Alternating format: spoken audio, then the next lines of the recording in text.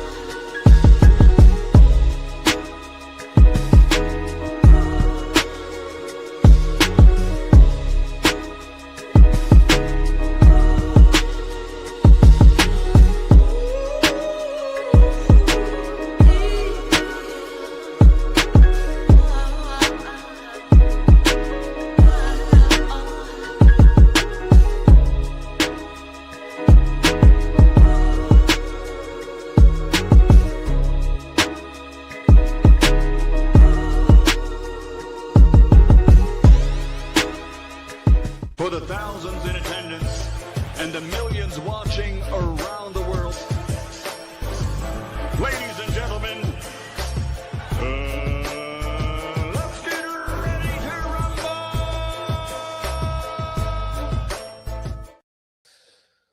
Yeah. What's going on, family, man? It's our boy, Coach Malachi, in the building, and we are back. True Media Podcast, we back up in this BI, man. We back up in this BI. Y'all know what time of TI is. It is what it is, man. Salute to the family, man. Peace to the family. We were supposed to start it a little late today at 3:30, 30 minutes later, but it's a meeting that I had, and I was like, man, I realized I can go back and watch the video replay of it. I'm taking a class right now, so I'm gonna be in this class for like 4 month class, 4 months, 4-month class. So be in this class for 4 months, training class. So I was like, man, you know what, Rob? The dude was late. I'm like, man, let me just go ahead and just start the show now. I just start the show today, and then I can always go back and look at the replay of it. You know what I mean? So because it was something really minor, I'm like, I kind of know how to navigate through it. So, a little, to a degree. So anyways, man, salute to everybody, man. Y'all know what time it is, man. What's going on with everybody, man? Let everybody let YouTube send out the notifications. You know what I mean? And, see how things go. Let them send out notifications, man. Peace to the family, man. Let me see who here so far. Ain't that many people here yet. Let's see. D4L, what's going on? Hey, what it say? You say, oh, I just noticed it's 3:30. I'll be back, fam. Oh, that's Miss Connie. yeah, Miss Connie was here earlier. Yeah, she was here earlier. Yeah, I was gonna do 3:30 today, but I'm like, man, shit. I don't know who this is. This is a new face. Let me see.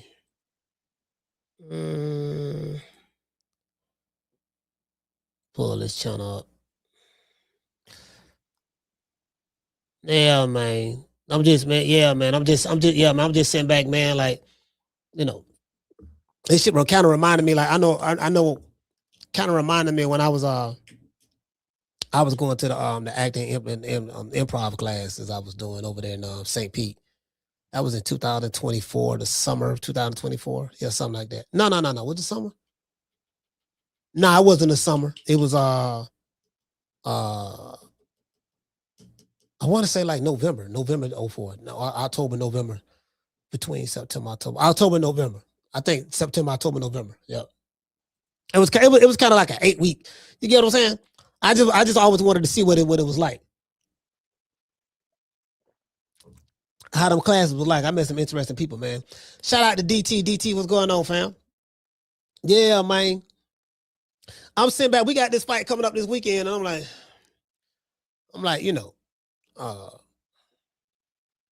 sitting there looking at it, right? Like, I'm like, man, because I was looking at the odds. I'm like, bro, I don't see what they see, bro. I really don't see what they see. You know what I mean? And just based on, pretty much based on what is it? Based on what we saw this past weekend, I'm like, man, shit. You coming in the ring with that boxing shit. Yeah, you coming in the ring, just trying to just being a pure boxer and just boxing and on the back foot the entire fight and you ain't the guy that's pushing forward. I'm like, man, I don't know about that, bro. Yeah, I don't know about that one. I don't know about that. If you ain't the guy that's pushing forward, yeah, I don't know about that. I don't know about that at all. I don't know how that's gonna work out. I don't know how that's gonna work out at all. You get what I'm saying? So I told I told myself I said I'm gonna start by dropping some more videos. I ain't been dropping. I mean, I dropped shorts, but I ain't been like dropping like full-fledged videos. It just that the reason why I don't drop a whole lot of full-fledged videos, I do it in spurts. You know what I mean? Like I may pick it up a little bit, but I mean, like me, I just don't like making videos about everything. You know what I mean? Like, I mean, that ain't my lane. My lane is, you know what I mean? Like that ain't my lane. I like doing like more live shows and then do the shorts. I like doing the shorts because it's 3 minutes. I say shit, I can say whatever I need to say in 3 minutes as it relate to, somebody finna fight each other, or this fighter said that, or that fighters did this, or what this was going on over there, that's what's going on over here. I'm like, yeah, 3 minutes. That's about it. You get what I'm saying? Now you can milk the clock. You can't milk the clock now. Shout out to Blue. I be looking at Blue. I say, goddamn, Blue get the butter from the duck and the duck from the butter. He be milking the clock. Blue, hey, shout out to Blue's guy. I say, Blue be milking the clock, boy. Blue, but hey, listen, Blue see anything. Okay, somebody said something on Twitter. What's good, YouTube? It's your boy, Blue Blood Sports TV, back at y'all with another one. Blue, come on, that's his brand. That's part of his brand now. Like, I can't even imagine watching video. Imagine him not even opening the video like that. Like, he can't just go in there and say, yeah, what's going on, everybody? It's Blue Blood Sports TV. Yeah, man. So anyway, so this what's going on. I can't. Hey, I can't even imagine. Hey, you know what? Hey, I remember one time I was complaining, right? I said, man, every time I turn around, this nigga Blue, man, dropping all these goddamn videos. Man, just get to the point, man. I'm tired. Every time I click on this video, dog, I gotta skip 3 minutes of the video because it's gonna take about 3 to 5 minutes for you to even get into the subject matter. Because Blue gonna talk about your weight, your height, what your record is, how many titles you won, which hospital you was born in, who your baby mama is you married, what your blood type is. Hey, what's your blood type is? Blue will tell a nigga all that shit. So I gotta wait. Hey, I gotta wait. Just imagine if you somebody on your deathbed, you in the hospital, you on your deathbed, right? You literally got like minutes to live. What's your last wish before you go? Look, just let me. Okay, I just saw something on my cell phone, saw something on my iPhone. Blue made a video, said Keyshawn Davis said this, or Shakur said that. Let me just see that last video before I go. You don't want to see your kids before you go? Yeah, I saw hard. Yeah, they all right. Everybody there, right? Yeah, I don't want to see them. Let me just see the last video before I go. Well, you ain't got but 5 minutes to live now. I know my last 5. Let me just. What's good, YouTube? It's your boy, Blue Blood Sports TV, and I'm back at y'all with another one. So, Shakur Stevenson, silver medalist, Olympic silver medalist, approximately 5'8", 60 something inch arm reach, 135 pounds a day of the fight. His dietitian is such and such. His blood type is rocky road. His arm reach is impeccable. He's a 3-4 division world champion. He won this belt, whooping this dude, that belt whooping that dude. He's 20 something, 5 knockouts. The ring size is a 18 by 18 ring size from Newark, New Jersey. With the Newark New Jersey high school, you know, had free lunch. Nigga, hey, I'm on my last minute, dog. 4 minutes don't went by. 4 minutes don't went by. This my 60 seconds left. Just please, I don't want to die without hearing what the subject matter is. Nigga, they say, you know, flatline. Then Blue get into it. Nigga don't die, dog, man. You know what, fam? Man, dying with, she just want to hear what you had to say, dog. It took you 5 minutes to get to the point. True. Nigga dead. Nigga be dead fucking with Blue. Hey, Carl, shout out to Carl. Hey, Carl, I'm telling you, man. Hey, I'm telling you, bro. Nigga don't die, man. Like, man, motherfucker trying to bring you back. Ain't no coming back. Hey, listen, ain't no coming back. You know, yeah, dog. Yeah, it's too late, fam. Yeah, it's too late, dog. It's too late. He don't pass, dog. He will wait. He will wait. Man, I'm sitting back, but listen, I'm sitting back looking at this fight, right?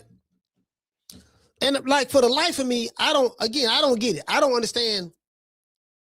I don't like Teofimo, but I'm like, dude, I mean, as a boxer, bro, like, I don't see him getting smoked in this fight. Like the odds, if y'all look at the odds, they got the odds like this dude just want to get smoked by Shakur. And I'm like, you know what I mean? I don't like, bro, like, for real, like they think really, really highly of Shakur. You get what I'm saying? I'm like, shit. They talking like this nigga Ultra Instinct Goku or something. I like Shakur as a fighter, but I'm like, bro, I don't know, man. Like, you know, like Teofimo, that motherfucker, he can fight, bro. But of course, styles make fights, and they're looking at it from a pure boxing standpoint. And when he fought Sandor Martin, and Sandor Martin dropped him and all that stuff there, and Sandor Martin lost that fight. A lot of people thought he won that fight. I thought he edged it out, but the thing is, you know, I'm finna go back to what I said. We just saw this past weekend 2 fighters. We saw Andy Cruz, and we saw Jesse Hart. Both fighters had one thing in common. Both fighters were fighting, doing a lot of lateral movement and fighting on the back foot. One fight, it was clear that even though this guy was on the back foot, he won the fight. He purely outboxed Jaleel Cole. The other fight with Andy Cruz and Raymond Muratalla was letting his hands go. And he was pressing the entire fight. Had Andy on the ropes, this and that, and he was pressing the entire fight. And the guys who was the aggressor were the ones who won the fight. Raymond Muratalla naturally won the fight, and Khalil Cole definitely did not win the fight. But he was given the fight. So that told me that, you know what? The judges favored the pressure fighter. Now Raymond Muratalla, you know, won. I thought it was a lot closer, but you know, he won. Right, the right guy won, but I just thought the scorecards was too wide. I think one guy had 118, 110? Yeah, 118, 110 was crazy. Yeah, that was just, that's, you know, I don't know who that was. That was just, that motherfucker was blind. That must have been Raymond Mutalla's cousin or something. Let's see who this is. Yeah, that must have been Raymond Mutalla's cousin or auntie that was scoring that one. You get what I'm saying? Yeah, dog. You get what I'm saying? That had to be it. Cause there ain't no way in the hell that was no 118, 110 fight. Like literally, so Andy Cruz ain't do nothing. So what he did, he was just getting beat up like Krillin off of Dragon Ball Z. Yeah, he ain't stand a chance, dog. He was just getting beat, you know what I mean? Pillar to post. And it wasn't that wasn't it. So, you know, shout out to the Prince. What's going on, fam? Yeah, so I don't see that. Bro, I don't see it. I'm telling you, I don't see that, bro. Like, man, this shit gonna be a lot closer. This shit, I don't give a fuck what them odds say. This shit gonna be a lot closer. Now, I'm gonna tell you something that we don't have control of. This is why, shout out to Jamie, shout out to Schoolo. This is why you really can't, it's really kind of hard to bet on the fight. Unless you really, really, really, really or just any, or even a game or anything, but I'm talking about related to boxing. The way they've been scoring these fights, bro, I have yet to find anybody on like, yeah, man, you know, well, like ain't nobody arguing for Jesse Hart. Because Jesse Hart ain't no big time fighter. He ain't no big name fighter. So ain't nobody really arguing for him saying he got robbed and all that stuff there. Everybody know he got robbed, but you know, when you're a fighter that's not a very popular fighter, then ain't nobody really gonna pay it any attention. Now, if it was a Canelo or the favorite fighters that the casuals love so much, because if it was a Canelo or a Tank or like perfect example, with the Lamont Roach situation in Tank.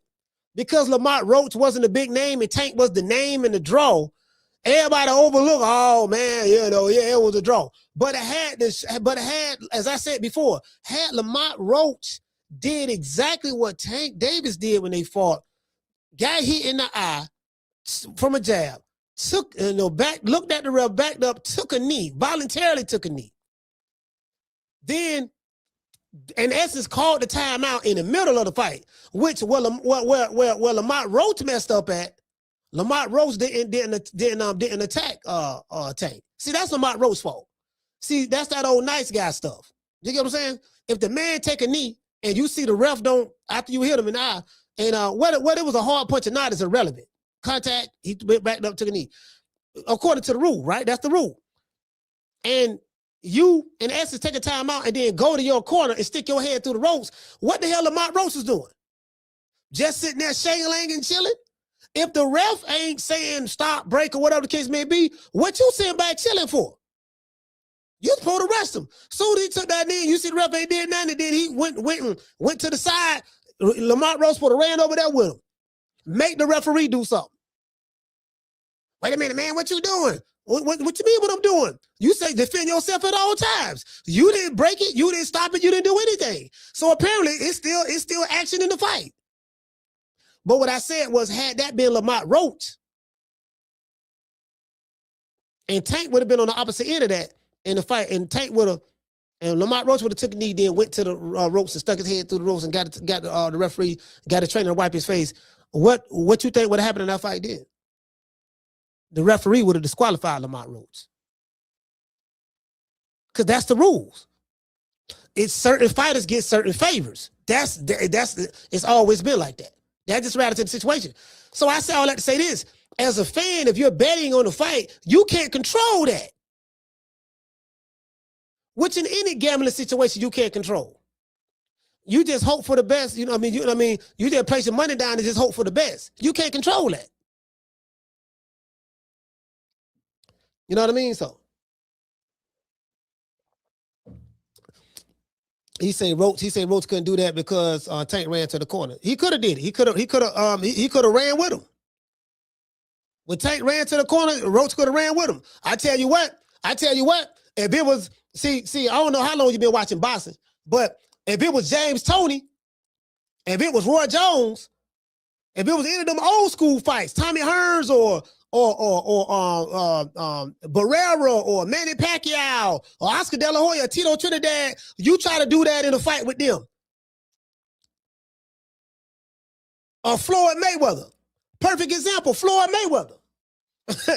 Floyd Mayweather. Check this out. Floyd Mayweather fought Ortiz. Knocked him out. He had Floyd on the ropes, headbutted Floyd.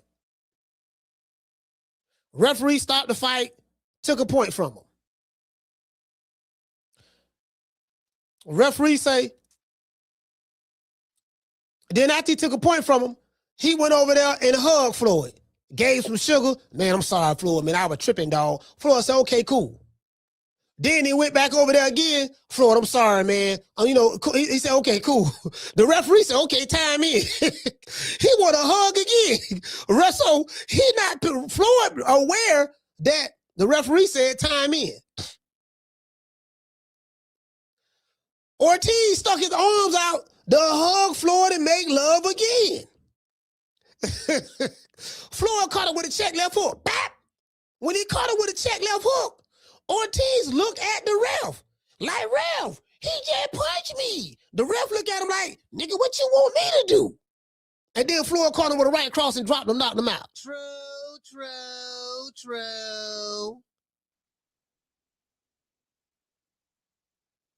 You get what I'm saying? The ref was one ref followed the rule. Look, no, defend yourself at all times. The ref tell you, and defend yourself at all times. Unless I come in and break y'all up and stop the action in the fight, that's the only time the fight's supposed to be stopped. Unless the referee, he get instructions in the ring, unless I stop the action. If I don't stop the action, you defend yourself at all times and continue to fight until then. Those are the rules. So Lamont Roach could have did that. If the nigga just run to the corner, I'm running over there with him. In the middle, now listen, this ain't the end of the round, this the middle of the round. So not to relitigate the past, but my point is we can't control that. You can have a fighter that clearly won the fight. Everybody, hold on, like bro, check this out. Listen, Jesse Hart and Khalil Cole. You say everybody boo when that fight was over, man, come on, man. But because it's Jesse Hart, ain't nobody really raising no records about it. Everybody was like, oh man, I was messed up, man, this and that, yada, yada, yada. But hey, listen, Greg Hackett ain't really raised no records about it, really. I mean, he probably did the next day, but you know how it is online. Dudes be talking about the same, the top fighters, you know what I mean? All the time. So it's like, so it's kind of like, well, look, man, ain't nobody really, pressing it or nothing like that. Cause it's Jesse Hart. But let that would have been Canelo. Let that would have been Tank. Let that would have been any of the top name guys. Let that would have been a Ryan Garcia. Or, hell, even a Jake Paul or something like that. Man, they robbed him. They did this and did that. But my point is this. This is my point. Based on what we just saw, the referees did.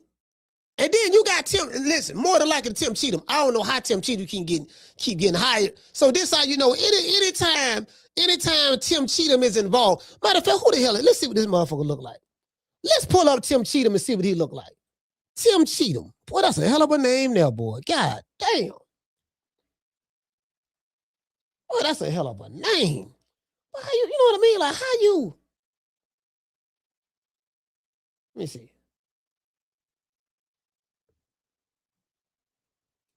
What this motherfucker look like? I'm like, I don't even know what this dude look like. Images.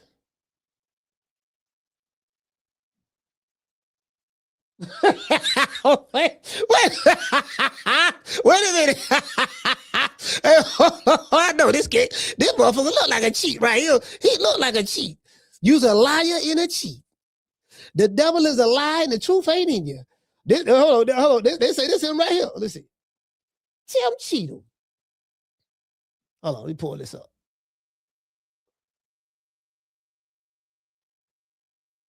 Hold on. Tim Cheatham, this say this is a status active from 2009 to 2026. This Nevada, USA. this Tim Cheatham. Tim Cheatham. That's a hell of a day there, boy. Bro, cheat.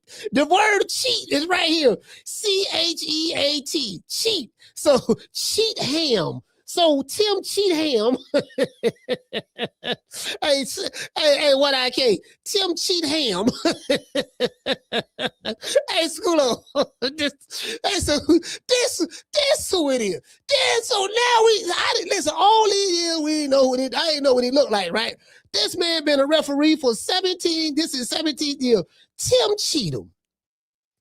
Man, I thought this was an old white dude or something. Hold on, let's go back over there and see. Goddamn, yeah, nah, this him. This him. Nah, yeah, nah, this him. This him, fam. This him. I found some more receipts. This him. Y'all check this out. This him right here. Hold on. This him right on. This him right here. This him right here. That's him. They got Steve Weisfeld. Man, look at this here. Dave Moretti, Steve Weisfeld, Tim Cheatham. Here go. Oh, this is a Blue Bloods video too. Disgrace. Javante Tate Davis knockdown revoke. cheated. Ryan Garcia chosen to win and be the face of boxing. hey, look here, man. Hey, this blue. Hey, I pulled up a blue. But see, this right here, I Googled this, and this was the first one on Google. This was the Tim Cheatham, Steve Weisfeld, and Dave. Man, come on, fam. So my point is this: if them three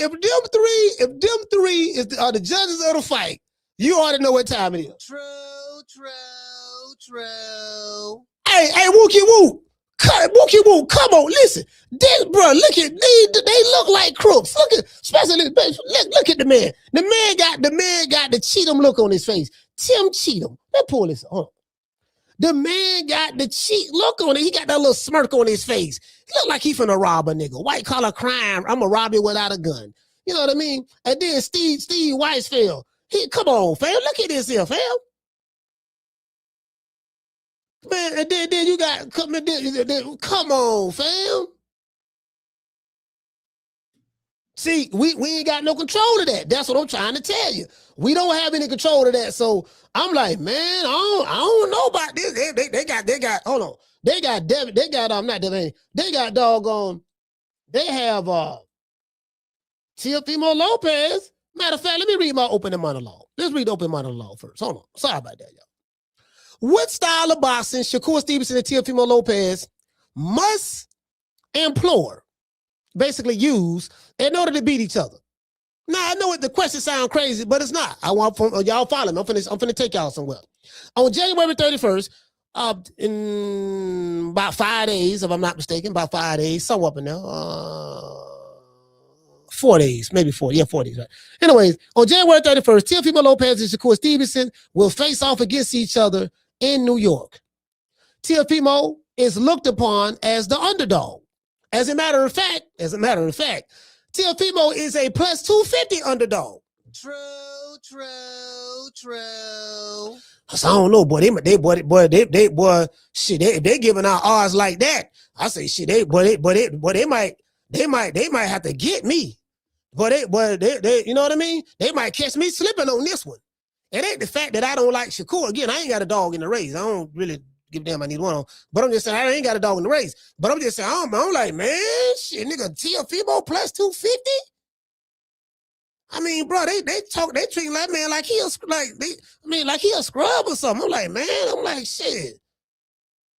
Is Shakur Stevenson levels above Teofimo like that? Listen, Shakur Stevenson is a -3. I'm gonna say, I think he -350. Hold on. Lopez versus Stevenson odds. Man, they got Shakur Stevenson. I want y'all. They got Shakur Stevenson a -330 to 350 favorite. 3.5 to 1 favorite. Oh man, I don't know about that, boy. I say, boy, I'm talking about, boy. Listen, boy, what it is?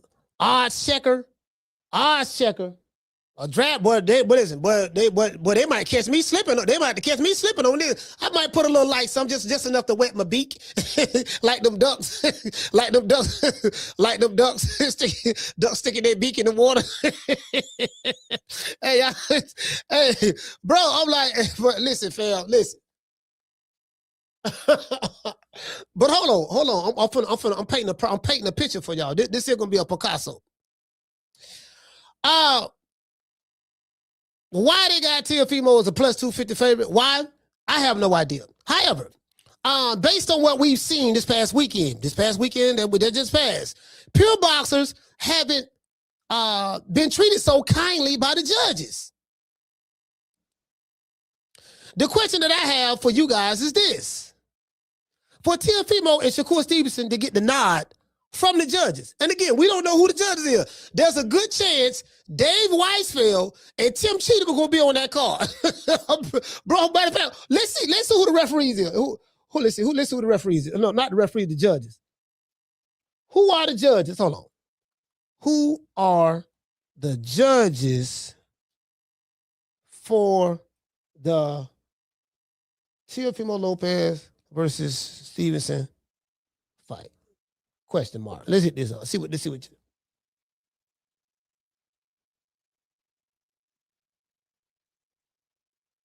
Hold on.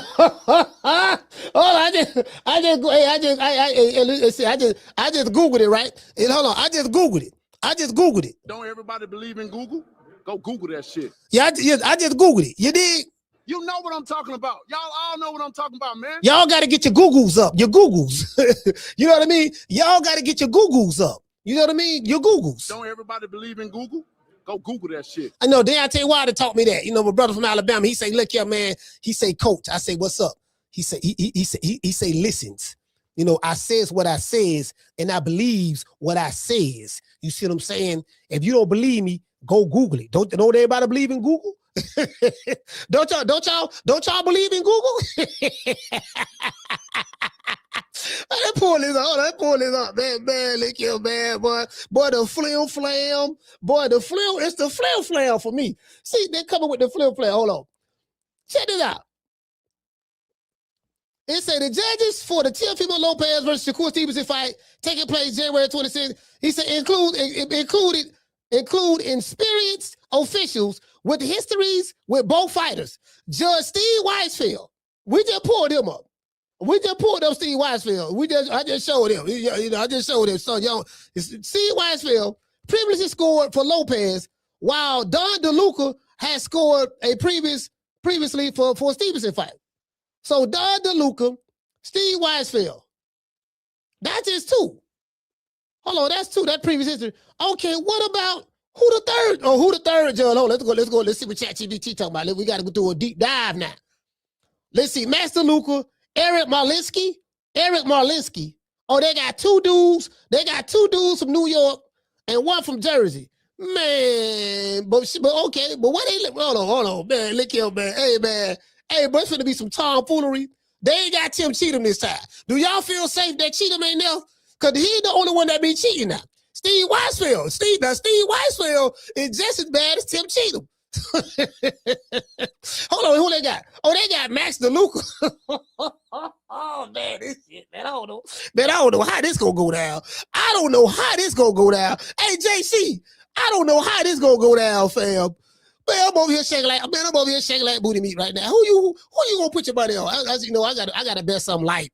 I probably put like a $100. I probably put a little $100 on. I'll put a little $100 on T.O. My point is this. Matter of fact, hold on.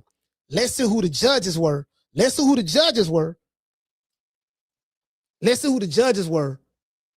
Okay, hold on. Who it was? Let's see.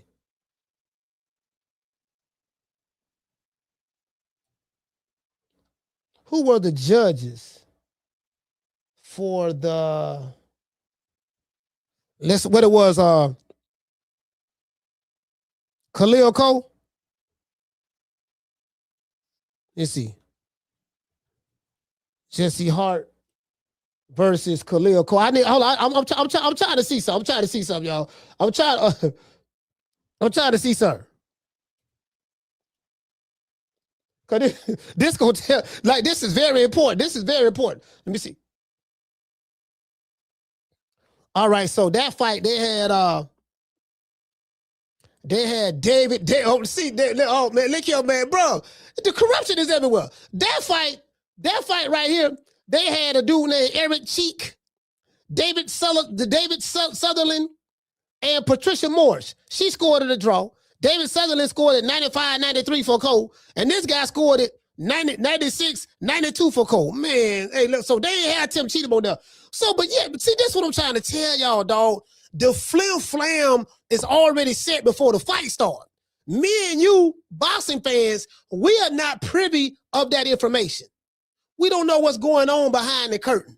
The flim flam starts with 4 people off the ripper before any fight starts. The referee and the 3 judges. That's where the flim flam come in at. Do you get what I'm saying? The flim flam. And I'm like, how do I know that everybody, okay, we finna put the money on Shakur because Shakur finna smoke T.O. But Teofimo ain't no scrub. He ain't Josh Padley. Teofimo can fight. He's very familiar with Shakur Stevenson. Shakur Stevenson is very familiar with Teofimo Lopez. So, you know, I'm like, you know, get what I'm saying? And where am I going at with this? Based on this past weekend, if Shakur Stevenson press that action if Teofimo Lopez press the action on Shakur, and if he could turn Shakur Stevenson into that same fighter that fought Edward De Los Santos, will that type of performance be enough for Shakur to beat Teofimo based on the judges who may not even like pure boxers? He could probably, that type of performance can work with when you over there with Top Rank and you fighting Edward De Los Santos, who really ain't no superstar like that. But I'm like, you get what I'm saying? This is a Riyadh season card, if I'm not mistaken. Turkey Island Sheik paying for this fight. So if history, if the past, you know, is a reminder of what is to come, I'm like, man, you know, they don't like that running man shit. They don't like that. Here come the hammer. They don't like hammer time. Listen, the Turkey Island Sheik, they don't like hammer time. But they got Tim Cheatham. They got Tim Cheatham, dog. Hey, what you say? M. Cole said, who can land more than the other? Because Shakur might outbox and outland T.O. enough for it to be his decision. Yeah, I don't know about that, fam. I don't know about that. We just saw a fight.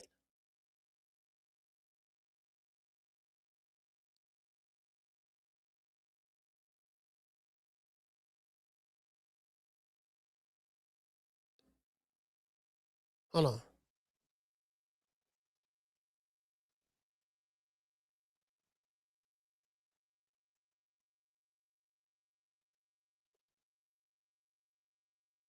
Hold on, I just see the text.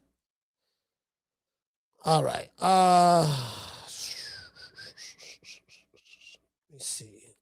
Y'all don't know that. Okay. All right. So I guess you got a message from my teacher in this class. Yeah. So anyway, so my point is, what style of fighting do those judges want to see? That's really what we just saw a fight where a dude landed more punches than the other dude by almost 40 punches, and he lost a majority decision. We just saw that. He lost a majority decision. So I'm like, man, I don't know, man. Like, Shakur gonna have to step. Because like y'all say, you gotta, what y'all say the past weekend? Oh man, you gotta beat the champ. Andy Cruz lost that fight to Raymond Mutathala because he didn't beat the champ. You gotta take it to him convincingly. That's what y'all say. And I agree with that. But we know that ain't how boxing works.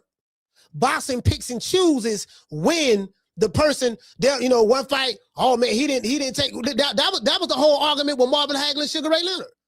Sugar Ray didn't take the belt from Hagler. He didn't dominate Hagler in no way, form, or fashion. It was a split decision, and the fight was very, very close. But you fight Sugar Ray in Vegas. You get what I'm saying?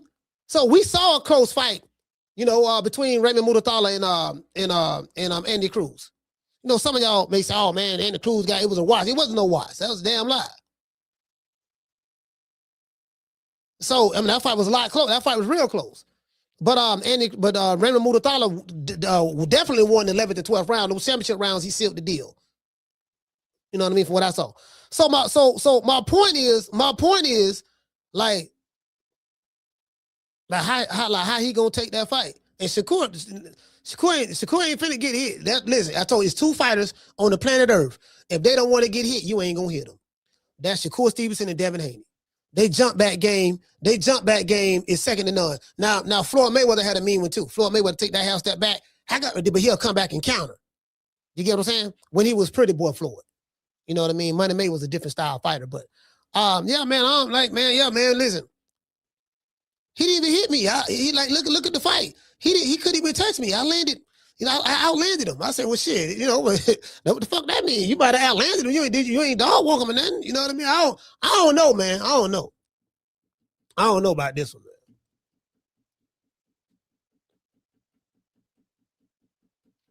I don't know about this one, man. Hey, shout out to the Cardenas. I don't know about this one, fam. Like this one, I'm like, I just don't see like Teofimo. That's a lot, bro. Like, damn, they got him favored, but they got him out favored. They got him favored. They got him up that big of an underdog.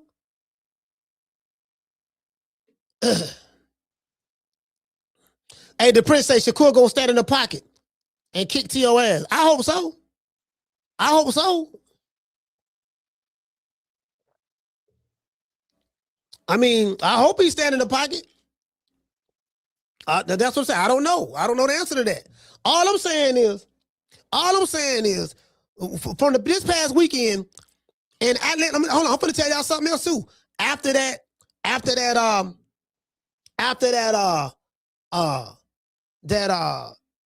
Devin Haney and Jose Ramirez fight and William Skull and Canelo fight, because do you notice that the judges that Turk Ali Sheik have on Riyadh season cards from now you get what I'm saying? Like, nah, they're like nah, dog, nah, my nigga, you got the fight. And then when Devin Haney came out and fought Brian Norman, he fought him totally different than he did with Jose Ramirez, because it's like, look, everybody like, look, man, the Turk Ali Sheik, man, the guy who put the money up, you don't want to fuck the bag up. So it's like, you gotta be entertaining, period. We don't want you doing the Roger Rabbit in this motherfucker. We want you doing the Roger Rabbit. I don't want you to see you doing the Roger Rabbit. I don't want to see you doing the Running Man. I don't want to see you doing the Tight Rider. I don't want to see you doing the Cabbage Patch. I don't want to see you doing the Electric Slide. Nigga, we want you to throw some hands. True.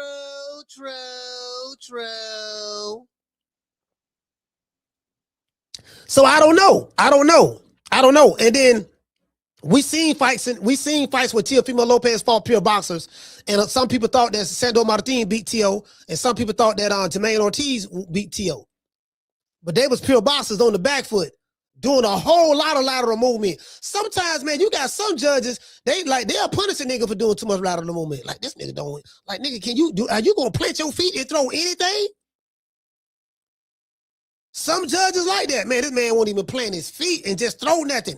Yeah, he landed, but he landed powder puffs. Tap, tap, tap, that old powder puff, weak ass shit. Other dude landed some punches too, but niggas, you gonna plant your feet and throw anything. So my whole argument be this, right? Again, I don't know how the fight gonna break down or what the judges are looking for in this particular situation, but you got Tim Cheatham on there.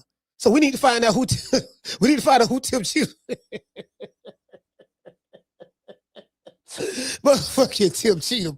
Tim Cheatham and Max DeLuca. Lord, bro. Oh my God.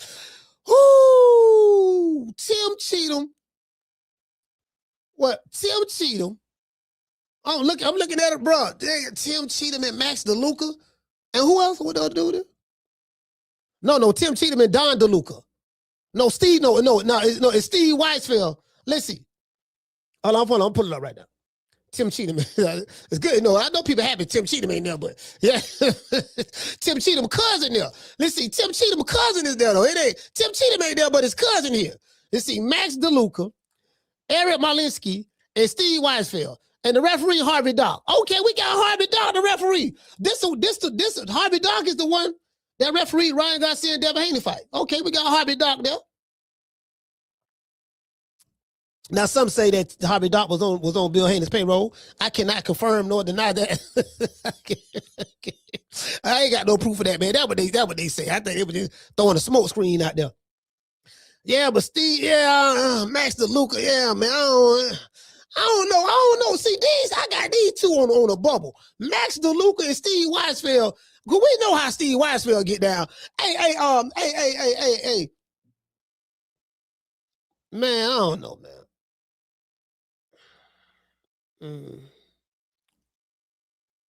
Man, I don't know, man. I don't know who this shit. Hey, shout out to Amaro, man. To be on the safe side, dog. To be on the safe side, you just gotta Yeah, you just gotta go scrap, bro. To be on the safe side. You just gotta, man, you know what, dog, I don't know how these motherfuckers call it fight, dog. Nigga, I'm finna step. See, this is the thing too, right? This is another thing.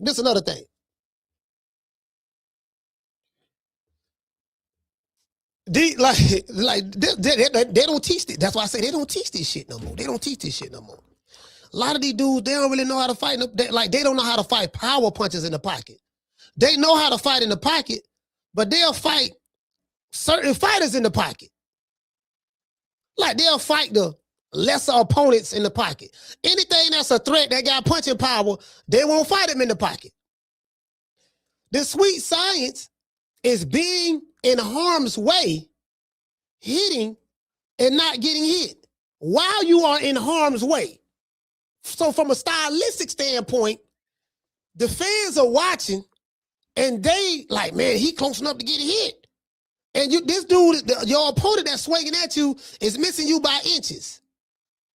You showing defensive wizardry and mastery while you're mid-range and right there with your opponent without grabbing.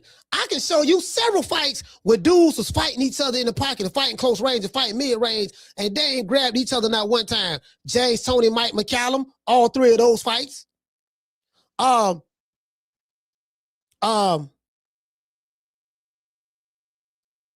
my main man name? Dang, man, these two of my favorite fighters, man, Mexican fighters are not Salvador Sanchez, but well, yeah, Salvador. Anything Salvador. Salvador smooth like butter. Salvador outside, mid-range, inside, and he won't even grab you and tie you up. These dudes don't do that no more. They don't know how to fight like that. Now, they'll do it against certain fighters. If it's a fighter that they don't really deem as a threat, they'll do that. The Prince says how Shakur did against Cepeda. Yeah, how he did against Cepeda. If Shakur fought Cepeda, now he had his back on the ropes a little bit too much. You can lose a fight like that. He was on the ropes too much. And Cepeda landed a lot of punches on Shakur. And he lost. Andy Cruz was fighting off the ropes a little bit against Raymond Murathala. But he lost. Shakur fought off the ropes and he won. Do you get what I'm saying? So, there's no, and I think that's the frustrating part with boxing fans. There's no uniform way. Like one dude can win a fight fighting the exact same, put it this way. One guy the judges that give him a fight, yeah, he was on the ropes, but he was blocking shots and rolling and catching and shooting off the ropes. Yeah, the other guy was landing, but his punches was ineffective, but he was landing a lot of punches and swarming them and stuff like that, landing a lot of punches. But the guy, because he's not the favorite fighter, the guy that's the favorite to get the benefit of the doubt and they'll give him the victory. But another guy, he could be a favorite, like an Andy Cruz or whatever, and he fighting the exact same way, but he may not get that benefit of the doubt that the other guy get. And it's like, okay, well, if they fought the same way for the most part, like what made this group of judges root for him? You get what I'm saying? Like score for him versus score for him. Just ask it. You get what I'm saying? Like these are legitimate questions that that fans have. I'm like, bro, I don't have an answer to that. Bro. Like everything's just different now. You get what I'm saying? So depending on who the fighter is, I'm like, well, if I'm Shakur, if I'm Teofimo Lopez, and again, I don't like Teofimo, but if I'm Teofimo Lopez, I don't leave nothing to chance. Cause you gotta show a level. You gotta show a level in the ring that haven't been seen before. Like this gotta be some Dragon Ball Z, the Tournament of Power type stuff. You got the gods of destruction over here, the angels over there, Zeno and his bodyguards over there, y'all powering up, you going to a different level. You get what I'm saying? He gotta go to a different level because he don't want to save nothing to chance. You the underdog in this fight. You might be down 2 rounds when you step in that motherfucker. You get what I'm saying? So I just want to throw that out there. And Teofimo can fight. Teofimo gonna have to press. He gonna have to press Shakur Stevenson all goddamn night, and he good. You get what I'm saying? So I don't know. I'm just saying me. That's just what I'm saying. You know what I mean? So, anyways, man, y'all know what time of TI is, man. I want to give a special shout out to my sponsor. Today's show is sponsored by Foster's Barbershop is right. The address is linked down below. Foster's Barbershop is located at 1923 West Main Street, West Tampa, Florida, 33607. Let them know that Coach Malachi sent you, and you will receive a 10% discount. Let's give our sponsor Foster a round of applause.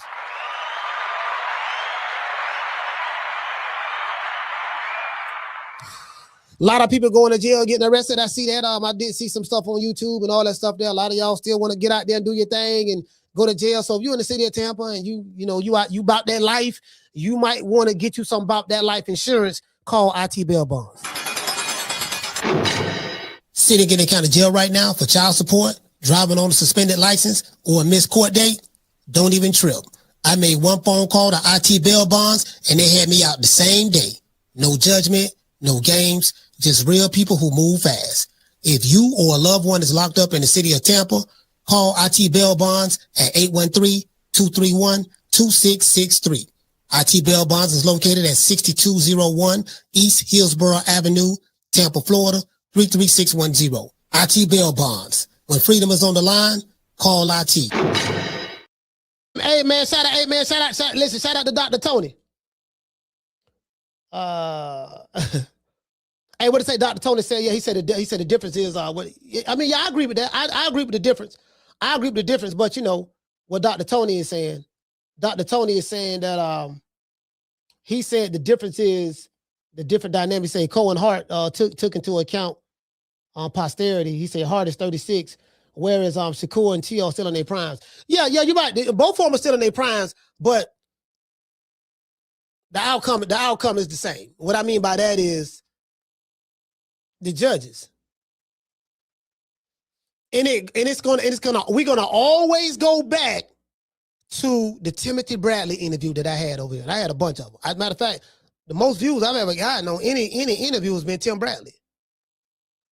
With him, right? That one interview we did got over 200,000 views, almost 300,000 views. Tim said, I asked Tim, this is the question I asked Tim, and I always bring this up to y'all.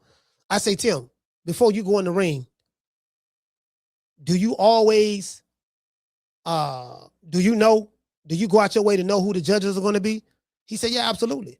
I say, depending on who the judge is, do you pretty much have an idea or know what style of boxing that those judges want to see? He said, yeah. And then we went to talk about certain boxers. He say, I think it's a female boxer named, it's a female, not boxers. He was talking about different judges. I think it's the female judge named Duva. I'm not sure. He said, yeah, like her, I know she's on the card. I know she's one of the judges. She lean more towards boxers. And I know this judge, he like pressure fighters. So I try to do a little bit of both. You know what I mean? He say, but if it's a card and I know how these judges score the fights, because these judges even the judges go off of styles. Like, just like you and me have a style that we like to see, that we favor, judges are the same way. They're not robots. They have a certain style they like to see. So Tim said it is very important for you to understand who's doing the judging, and whatever your game plan is, you better fight accordingly based on who those judges is. And who am I to argue with a Hall of Famer? You get what I'm saying? Shit, I'm just saying, fam. Yeah, man, motherfucker, shit. Yeah. Hey, what you say, Keela? Hold on. She said, Coach, I'm not gonna lie. She really need to find a job for you in professional boxing. Oh, you think so? Hey, I'm like, man, look, hey, shout out to that 90 chick. Shout out to that 90 chick.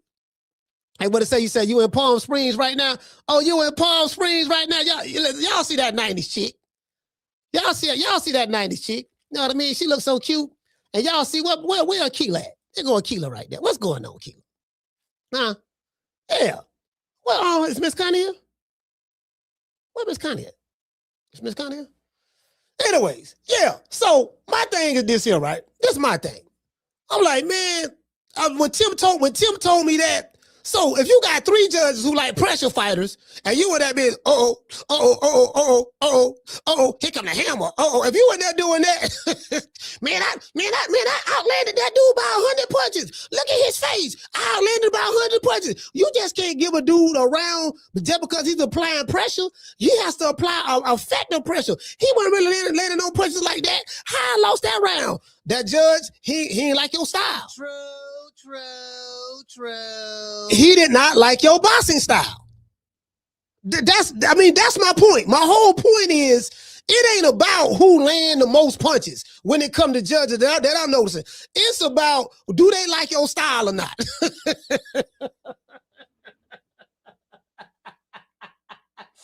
Hey, Darren, hold on. Darren Washington. What Darren Washington at? Hold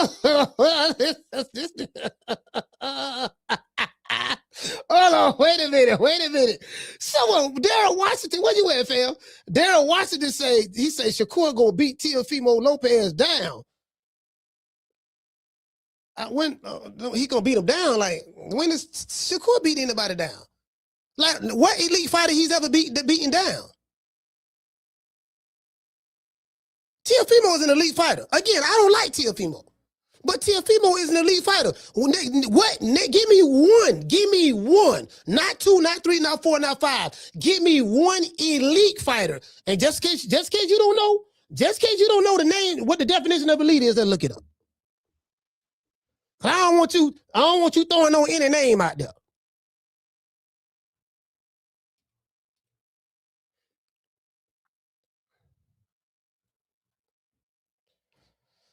Hold on. I want to give you the textbook definition of it. Elite. Let's go here. Let's go to elite. Let's go to elite. Because I wanna make sure, because I gotta break this down. I gotta break this down to a motherfucker like a 5th grader. What does the definition word of elite mean? A select group that is superior in terms of ability or qualities that the rest of the group or society don't have. I look at Shakur Stevenson as an elite fighter. Teofimo Lopez is an elite fighter. So you got 2 elite fighters fighting each other. Give me an example of one elite fighter Shakur beat down. Give me one.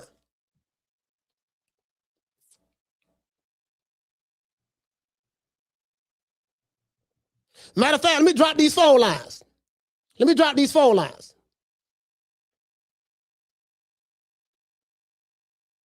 Phone lines, hold on. Phone lines open. You want to talk some shit? Call me. Start some shit, bitch. Sup, fool? You gonna talk shit about me, homie? Where you from? Hundreds of niggas is waiting for your motherfucking call, and they all talking shit about you right now. Call the coach at 530-494-9636. We waiting on your bitch ass. The key word is elite. Somebody call this show and give me one elite fighter, Shakur Stevenson.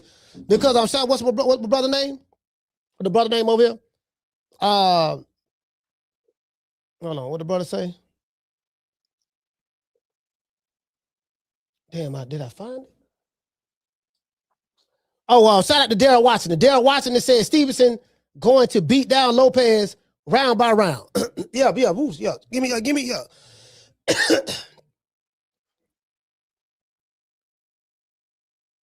Hold on, caller, hold on. I gotta I didn't connect my Wi-Fi to my phone, my Bluetooth. All right, the Bluetooth. All right, we connected. All right, caller, what's your name? Where you calling from? Jamie from New York. Jamie, talk to me. Hey, coach, I don't know shit about odds, but for them to say that or to think that he was going to get blown out of the water, I don't know about that, man. Look, coach, both fighters got skills. And for me, the question is, can Teo pop at 140? I keep hearing he hasn't knocked anybody out at 140. Okay? On paper, Teo is also the bigger man, right?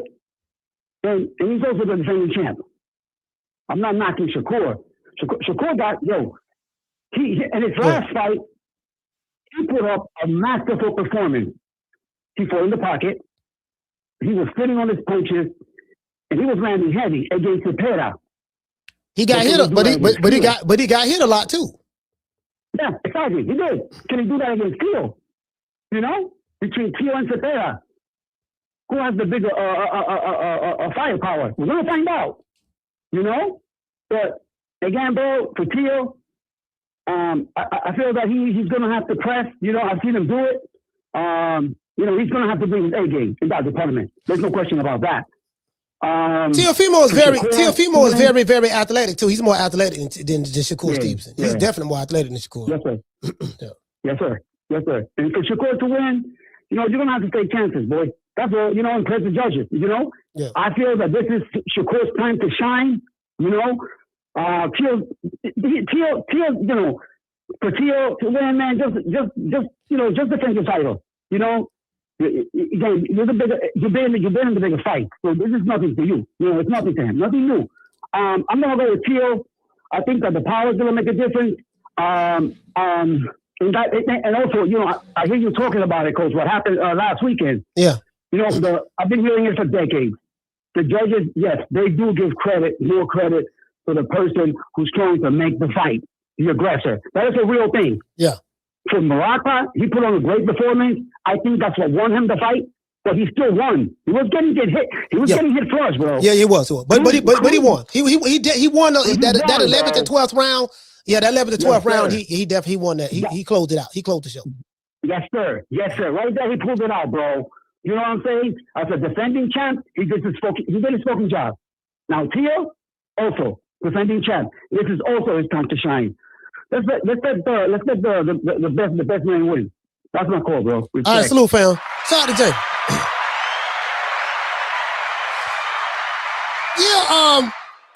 I meant to ask Jamie, like, what elite fighter Shakur beat down? that ain't, you know. What? My main man, he got an interview. My main man got an interview with my main man at Foster's Barbershop. Shout out to my sponsor, Foster's Barbershop, man. He got an interview on Channel 9 on Tampa Bay on Channel 9 News, Bay 9 News. Okay, all right. That's what I'm talking about, fam. They coming to the barbershop. Yeah, I gotta be there, dog. I gotta be there. I got to be on TV. Yeah, what's up, dog? I'm on TV, dog. Y'all see me? Call him, what's the name you calling from? Hey, what it do, Coach? It's Wookie Woo calling from Maine right now, bro. Shout out to Wookie Woo. What's going on, brother? Ain't nothing. Hey, is it too soon to get to go ahead and throw our picks in yet? Can we just go ahead and just say who we got? Yeah, you can. I got Teo, bro. I got Teo, and I ain't really got no facts to stand on it and nothing like that, Coach. I just got that gut feeling, like how Coach Eddie be getting. He just be calling. I got this gut feeling, bro. I'm trying to tell you.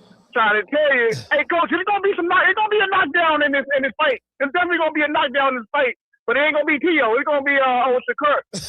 The reason I say that because I went back and I looked at a couple interviews about Shakur. That nigga done got hurt to the body like 2 times, Coach. Ain't nobody talking about it. He be admitting that shit too. He done admitted that he done got hurt to the body at least on 2 different occasions. So if I'm Teo, what you think I'm gonna do, Coach? What you think I'm gonna do? I'm about to target the body. The nigga is admitting it. All you gotta do is study your opponent. The nigga soft to the body, man. You know what I'm saying? So I got Teo. Because the body thing going on, and then like how you said, these judges. I just think this about to be a Devin Haney versus Ryan Garcia all over again. This shit about to be like Devin and Ryan all over again. Good saying. This Devin Haney, Ryan Garcia all over again. Listen, I'm not listening to, bro. Come on, nah, listen, hear me out, Coach. I'm not listening to the chat no more when it comes to making picks. I'm doing the opposite. I swear to God. I'm doing the opposite of whatever the chat say. I'm doing the opposite. Hey, Debo Dev at 5. Yo. Timo Tio in 5, nigga. He got Tio in 5, so I'm gonna at you, dog. All right, salute, fam. Hey. Yeah, motherfucker, Devo Dale. Yeah, hey, Devo Dale almost took Brian Noble out in the second round. I'm like, damn. Yeah, but so Jessica, you know what I mean? So again, like, anybody calling me asking me? Anybody calling me asking me, like, can you just give me an example of as I said before, of Shakur Stevenson beating any elite fighter down? I promise you, you can't. I won't. This is what I promise y'all today. I won't be able to find a T.O. fan or a Shakur Stevenson fan that can call this show and tell me, and it one elite fighter, not 2, not 3, not 4, not 5, one that Shakur beat down. Just give me one.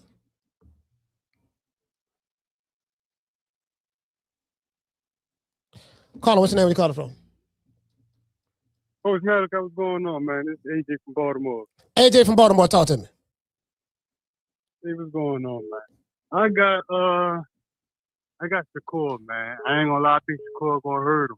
Mm-hmm. I don't know what the fuck I'm thinking about. I don't know what the fuck I'm smoking on, but I think the nigga Shakur gonna win, man. What style you think he gonna box him in to hurt him? Is he gonna fight him on the front foot or? He gonna run. He gonna run. I mean, I ain't gonna lie, Shakur gonna run. And he gonna run the first 5 rounds, then he going boxing. I mean, I'm bluffing. I'm bullshitting. Of course, that nigga ain't gonna win by no body shot. I got T.O. and I got OT. I'm bluffing like a motherfucker. That nigga ain't gonna win, man. He gonna run around the motherfucking ring.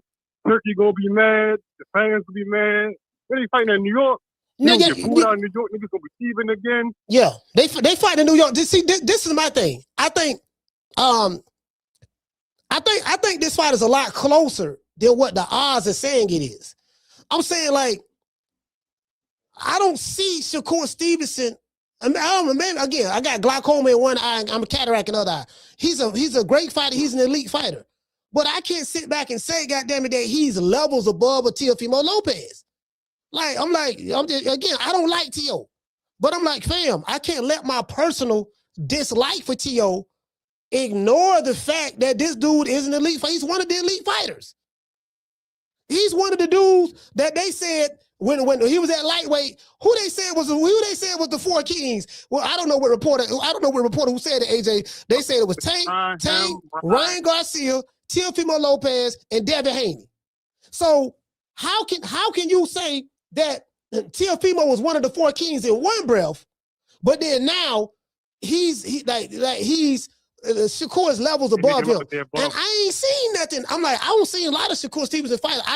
He looked like a Super Saiyan when he's fighting Josh Padleys and these other guys. I say, but because I never seen him fighting another elite fighter.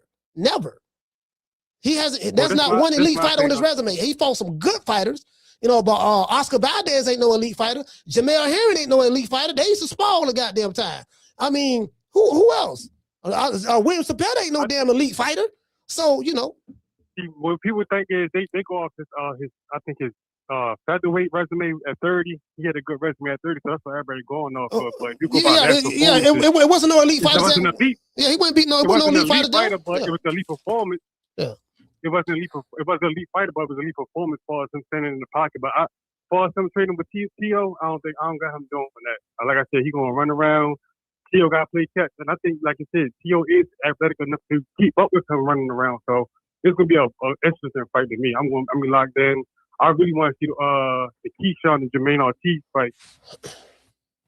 Oh, the Keyshawn and Jermaine Ortiz? Yeah. I think Jermaine Ortiz, AJ, he gonna fight it. He gonna fight his fight. He gonna box, be on the back foot, stuff like that. Like with Keyshawn, I like these young guys.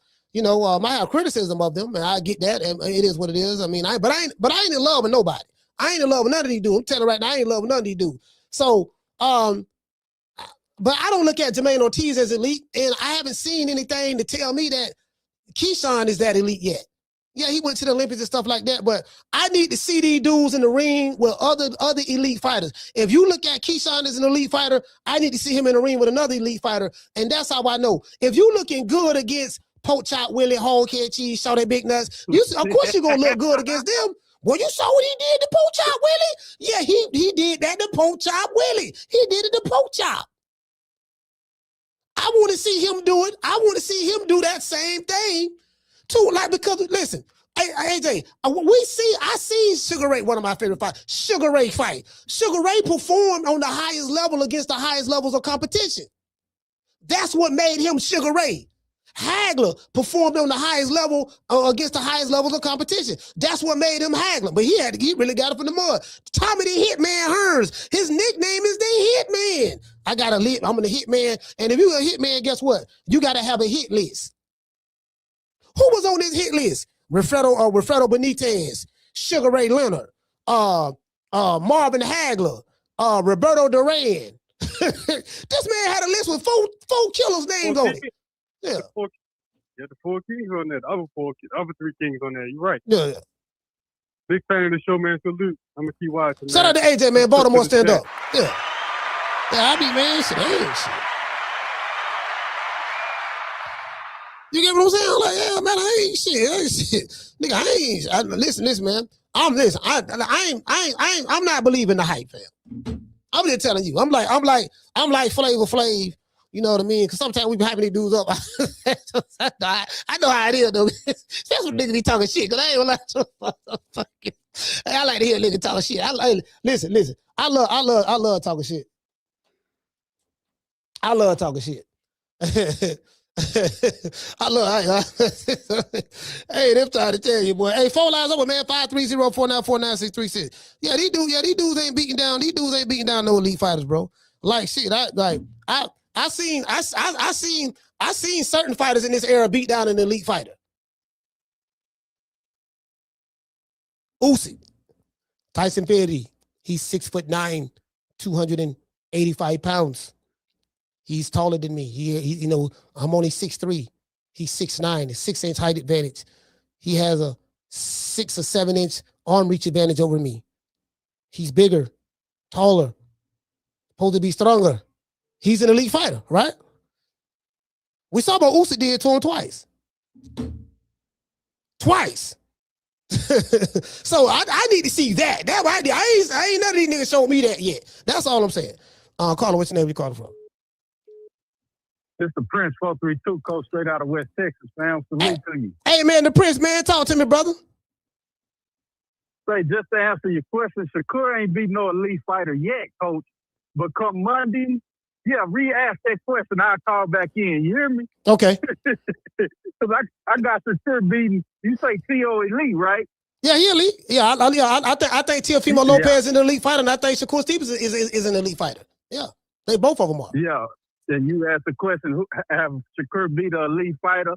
I say I'm going to call in Monday, and I'm going to be able to say Shakur yeah, you understand me?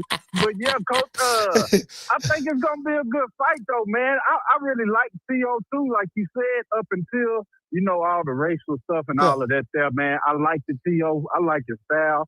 But I just think T.O., ever since that Cambosa's lost, it's like he kind of lost a step, coach, to me. You know what I'm saying? And I think Shakur, he haven't lost no step. And I want to say that the Pater fight, I think that gave him confidence, coach, that he can stand in the pocket and he can fight. He can move around and run a little bit. So now that he done felt like he can take punches and, stand in the pocket with somebody that's supposed to be a hitter, I think he's going to do the same thing against T.O. I think it's going to really be like 8, maybe 8-5 or something like that, coach. No, you probably mean 7-5. No, 8-4. 8-4? 7-5. Yeah, my bad. 7-5. Either 7-5 or 8-4? 7-5, 8-4? Or 8-4? Yeah. Yeah, I think Shakur gonna dominate him, coach. Just from, like I said, in the pocket, hitting and not getting hit. He gonna have to move around a little bit. You dig what I'm saying? And I think T ain't gonna be able to land no good shots on him. So that's why I'm picking Shakur. Hey, man, hopefully Monday I can be right and I can call back in, coach, man. Salute to you, fam. All right, salute, fam. Yeah, because I mean, I've seen Teofimo beat an elite fighter before. He beat doggone Lomachenko, the guy that was the Matrix. He was a massive underdog against Lomachenko and beat him. And then after he beat him, they went to hollering about, man, Lomachenko really won. Hold on. Lomachenko really won. He had a hurt shoulder. His pinky toe was broke. His baby mama was pregnant. His auntie was sick. His cousin got beat up at the shopping mall in the Ukraine. I'm like, but that wasn't what y'all was saying prior to the fight.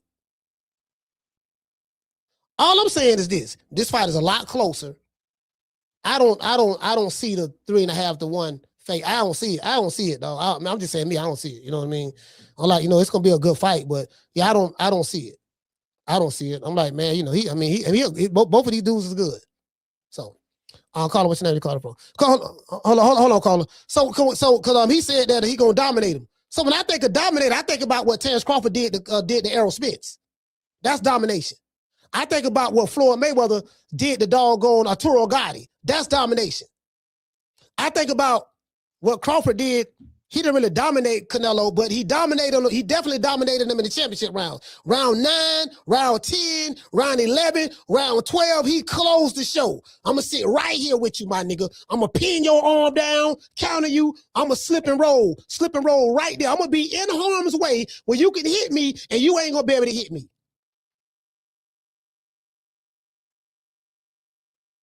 Domination. Domination is what a New Age Monster did to Cool Boy Steph. He dominated his ass, packing him up and sitting him back home in Philly. And I like Cool Boy Steph. Domination is what doggone, if you're looking from a boxing standpoint, what doggone O'Shaquie Foster did to Cool Boy Steph. He put him dominated him from a boxing standpoint. It was stepping to him the entire fight. So yeah, I don't know. I'm gonna see if Shakur can do that. We'll see. If he can do that to Tio. I know he can do it to Josh Padley. I know he can do it to Jamel Herring. I know he can do it to William Cepeda with no elite fighter. He'll flat-footed, come forward Mexican fighter who ain't got no defense. Everybody know that. He don't know what a bob, a weave, a slip, or roll is. He just gonna come forward and throw a lot of punches, and he catch punches with his face. That is true. Carla, what's your name? You call it from? That is Harold from Chicago. He say Harold from Chicago? H-A-R. H-A-R from Chicago, talk to me. Hey, I know you gonna stand by your word. If you wrong, you admit you wrong when you wrong. Yeah, so absolutely. I know you believe what you saying. Yeah.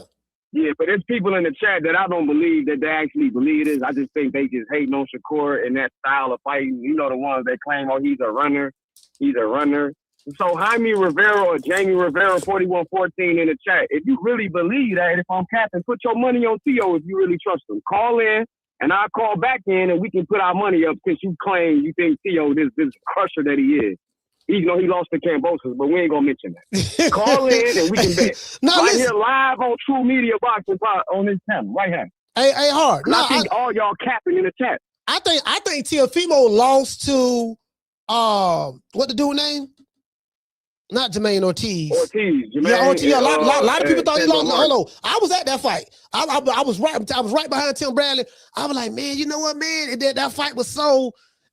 That fight was. I kind of like gave the edge to maybe Ortiz, but Sandor Martin definitely. Sandor Martin scored 2 knockdowns on. He definitely won. 2 knockdowns on Teofimo. The second knockdown, I think the referee said it wasn't a knockdown, but it was clearly a knockdown. He punched him. It was clearly a knockdown. Yeah. So I can see Shakur doing that to Tio, mistiming it, jumping in there. That's what I'm saying, Coach. He gonna dominate from a boxing standpoint. I can see that. He dropped Tio. Yeah, and I'm gonna stand on mine. You know, this hard one from the chat. And I'll stand on mine. If I'm wrong, I'll call back in and say I was wrong. But Mr. Rivera, 4114, call in. Let's see if you really believe what you're saying. Because I think you just capping in the chat. Hey, so Hard. Let me ask you this before you go, fam. So how you like? I got this fight a lot closer. I'm not gonna lie to you. I did speak to Bud. Bud told me, he was like, "Yeah, man, you know Shakur gonna beat him." He said this gonna be Shakur gonna beat him. I got Shakur winning the fight personally. The only issue I got, Hard, is this: I don't agree with how wide the odds are. I am of the opinion that when you got two guys who I look at both of these guys as an elite fighter, there's not a doubt in my mind that Shakur Stevenson is an elite fighter, but there's not a doubt in my mind that Teofimo is an elite fighter. Now, I just feel like when you got two elite fighters fighting each other, the odds should be a lot closer. I think both of these guys coming to fight, we're gonna get the best versions of them, and that's all I'm saying. I think it's gonna be one of those type of fights, you know. I think what you're saying is fair, you know, because the odds could be wrong, they could be right, whatever.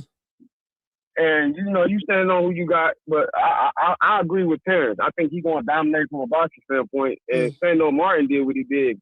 And he coming in here talking about he think that Shakur is slow. With these type of cat mongoose reflexes this kid got. Who said that? Who said they think Shakur slow? Who said that? Teofimo Lopez and his daddy, his trainer, is talking about Shakur slow. That's what they're saying. So I want all y'all to stand on that because everything that Theodore Martin did to him, Ortiz did to him, the counter right hands from Cambosis that he did to this average, his defense is, he's an elite fighter athletically, but his defense is very average. He make a lot of mistakes. Yeah. All those mistakes is how Shakur's going to dominate this fight. I can go for that. Yeah. No. Yeah. All right, salute, fam. Yeah, I can go for that. I see what he's saying. I see. Hold on. I see what he's saying. That's week 4. No, I see what he's saying. Now, defensively, now he just said some key stuff. Do Teofimo Lopez have the best defense? You know, what the George Cambosos fight, his defense wasn't all that great. We know that. We see that fine. He's a. I tell you what. This I'm gonna give y'all this. Carla, hold on. This how I see this fight happening. This how Shakur gonna beat. Shakur beat dudes off of one thing, well, multiple things. He has a high ring IQ, quick reflexes, right? But his timing. What makes Teofimo Lopez, what makes Shakur Stevenson such a hard fighter to deal with? His timing. And he have cat-like reflexes. If they saying Shakur Stevenson slow, man, ain't nothing slow about that dude, bro. That dude got cat-like reflexes in his timing. That's what I need to see. If Shakur Stevenson timing is on point and he's figured Teofimo Lopez out, then I can see what Hard is talking about. You know, and it's very few people who have better timing in boxing than Shakur. However, in my opinion, Shakur hasn't fought an elite fighter yet. He probably sparred some, but I'm talking about fighting, actually in the ring. This would be the first chance for me to get to see. If he can make Teofimo look silly, you know, we'll see. We'll see, man. But I just think the fight a lot closer. But his timing, now if Teofimo cannot get Shakur Stevenson's timing down, it's gonna be a long night for him. You get what I'm saying? So, but I think me personally, I think we're gonna see the best version of both guys. Myself, Carla, what's your name? Where you calling from? Chris from Philly. What's up, Coach? Hey, man, Chris, talk to me, fam. Hey, if it gets too loud, my fault. I just got to the car wise and I'm going through. But I meant to call in yesterday, Coach, because I got to say, man, I really don't like Keyshawn Davis. Like, his personality just rubbed me the wrong way. And we hear about a lot. Like, that's somebody, I tune in today and I see you talking about elite fighters. Like, that's somebody that got the potential to be the elite fighter, but his mindset gonna keep him from being elite. Like, that dude don't got the mindset of somebody that's gonna be an elite fighter. He running from 140, if you ask me. You know what I mean? He don't want no smoke with my man from DC. He talking about the only person he'll fight at 140 is Dalton Smith. You do all of the fake back and forth with Richardson Hitchens and all of that. And, you know, who you talking about? The Keyshawn? Yeah, Keyshawn. Like, you know, like I really don't like this dude. And not personally, but just as a boxer, somebody that's supposed to be great and you act like you're great. I can't respect how he moves. You know, he say he was drinking and everything like that before the last fight when he was supposed to fight the Spanish boy. But then Bernie talking about, you know, if somebody drinking every day, you can normally see something like that. Like how you talking, like if you drinking every day of the week somebody that see you almost every day of the week gonna be able to tell something off about you. You know, Bernie was talking about, I think he just was nervous to fight Bull. He ain't really want to fight him at the end of the day. But I meant to call in and say that yesterday. And then as far as the weekend goes, I'm looking forward to Bakram and Kelly fight. I want to see how it's going to go. I think Bakram going to stop him. Yeah. That's a that dude. That's a dude that he's at 154. Bakram. Yeah, he's been inactive. I think he's been inactive. Yeah. Yeah, they've been inactive. It ain't been a whole lot of promo for their fight, but they did just release the face-off video for them too. And the way that boy Bakram looking at Kelly in his face, man, I think Bakram gonna do some damage to that boy, man. Kelly at the face-off smiling and laughing and all of that. I don't think he's ready for what that boy gonna do. And then. He say smiling. And then the last thing, I agree with you. Like I think Shakur can win this fight, but I do want to see like if he really dominates Teo. You know what I mean? Because to me, if he dominates Teo, and even just as far as controlling the fight in every which way he wants to, like that's what I'm looking for from Shakur. You know what I mean? Like I want you to be full control after like round 3 or 4. You know what I mean? Y'all fill each other out the first 2 rounds, but if Shakur is in full control after the 3rd, 4th round and just doing whatever you want with Teo, then I'll be thoroughly impressed from Shakur. Because I think Shakur is great. I think he has a real fighter's mindset. Like, I don't really got him running from nobody. You know what I mean? I think he wants to dominate 140, 135. But that's what I'm looking for this weekend from Shakur, just to, really be in control from 3 to 12. The only thing I disagree with, I know you say that, Shakur, he want to dominate everybody at 140 and 147. The only reason I don't agree with that, because these, like Shakur and Keyshawn, they don't talk like they're going to dominate everybody at those weight divisions. They talk like they want to pick and choose certain fighters who they going to dominate and stuff like that. Like, the reason why I say that is because, we have examples of the past where fighters have, look, man, if you're going to be in the weight division, you're going to dominate. That means you're going to fight all the top guys in that weight division. You make a commitment that, hey, if I'm going to dominate this weight division, I'm going to fight those top guys in this weight division, no ifs and buts.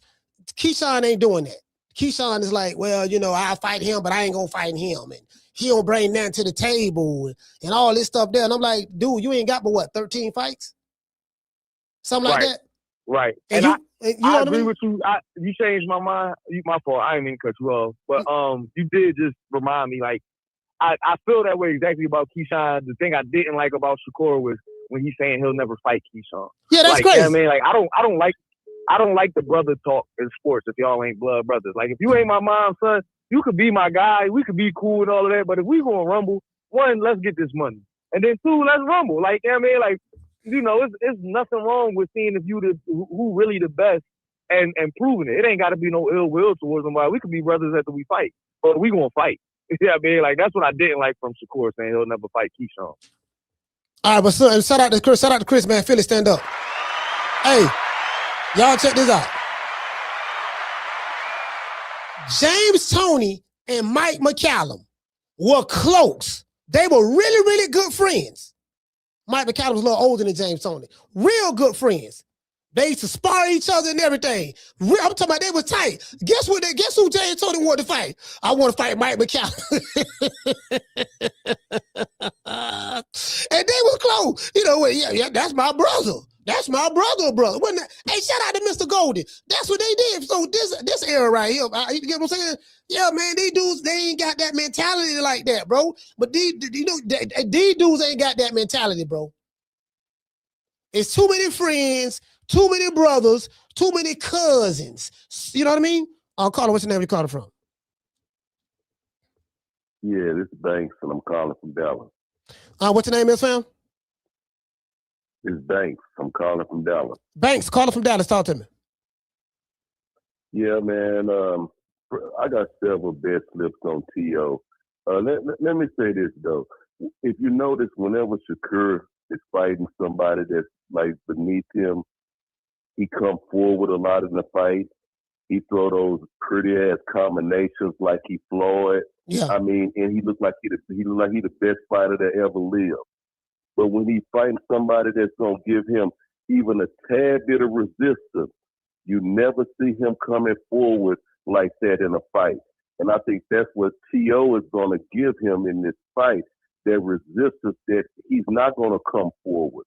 So what you're going to see is that Shakur that's hesitant in a lot of different situations. And let me say this about Shakur also. The nigga lost me. I don't give a fuck what nobody got to say.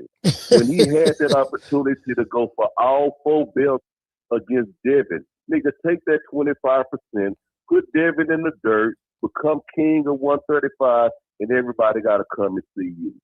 So he showed right there, just like you were just talking about these niggas want to pick and choose who they want to fight. This nigga, now when he talk about Devin, now I don't want to fight him now. He at 147. No, he too big. He want to put a weight drain clause down there on the nigga because he know in his heart he want an advantage when he get in that ring. Yeah, all of the skills that he got, how pretty he be looking in the ring, he still want an advantage when he step in that ring. So I got T.O. by decision this weekend, and I ain't hesitating to tell anybody that want to hear it. That's where I'm going. All right, salute, fam. Thanks. Shout out to Banks. Dallas, stand up.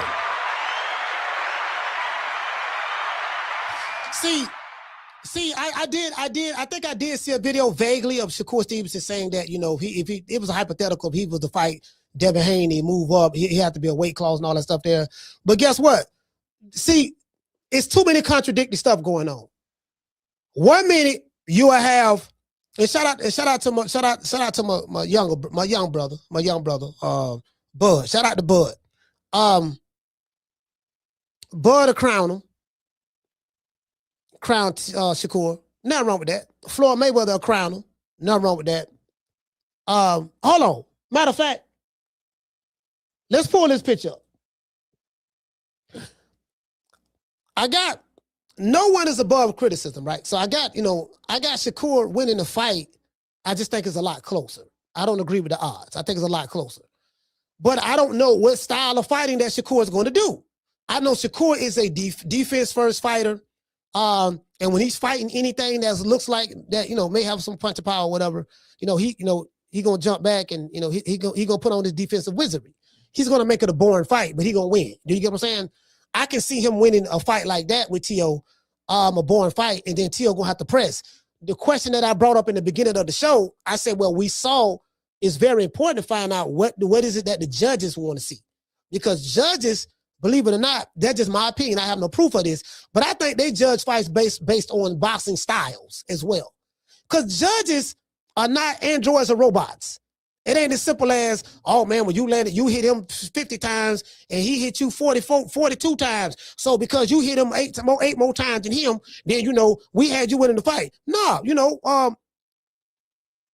Carla, hold on. Judges, like Tim Cheadle made like a certain style.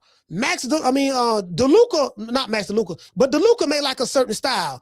This other dude, Steve Weisfield, made like a certain style. And even now, if the guy that's fighting in the style that they don't like is landing a few more punches than the guy that they do like from a stylistic standpoint, they are going to lean towards the guy who's fighting the type of style that they like.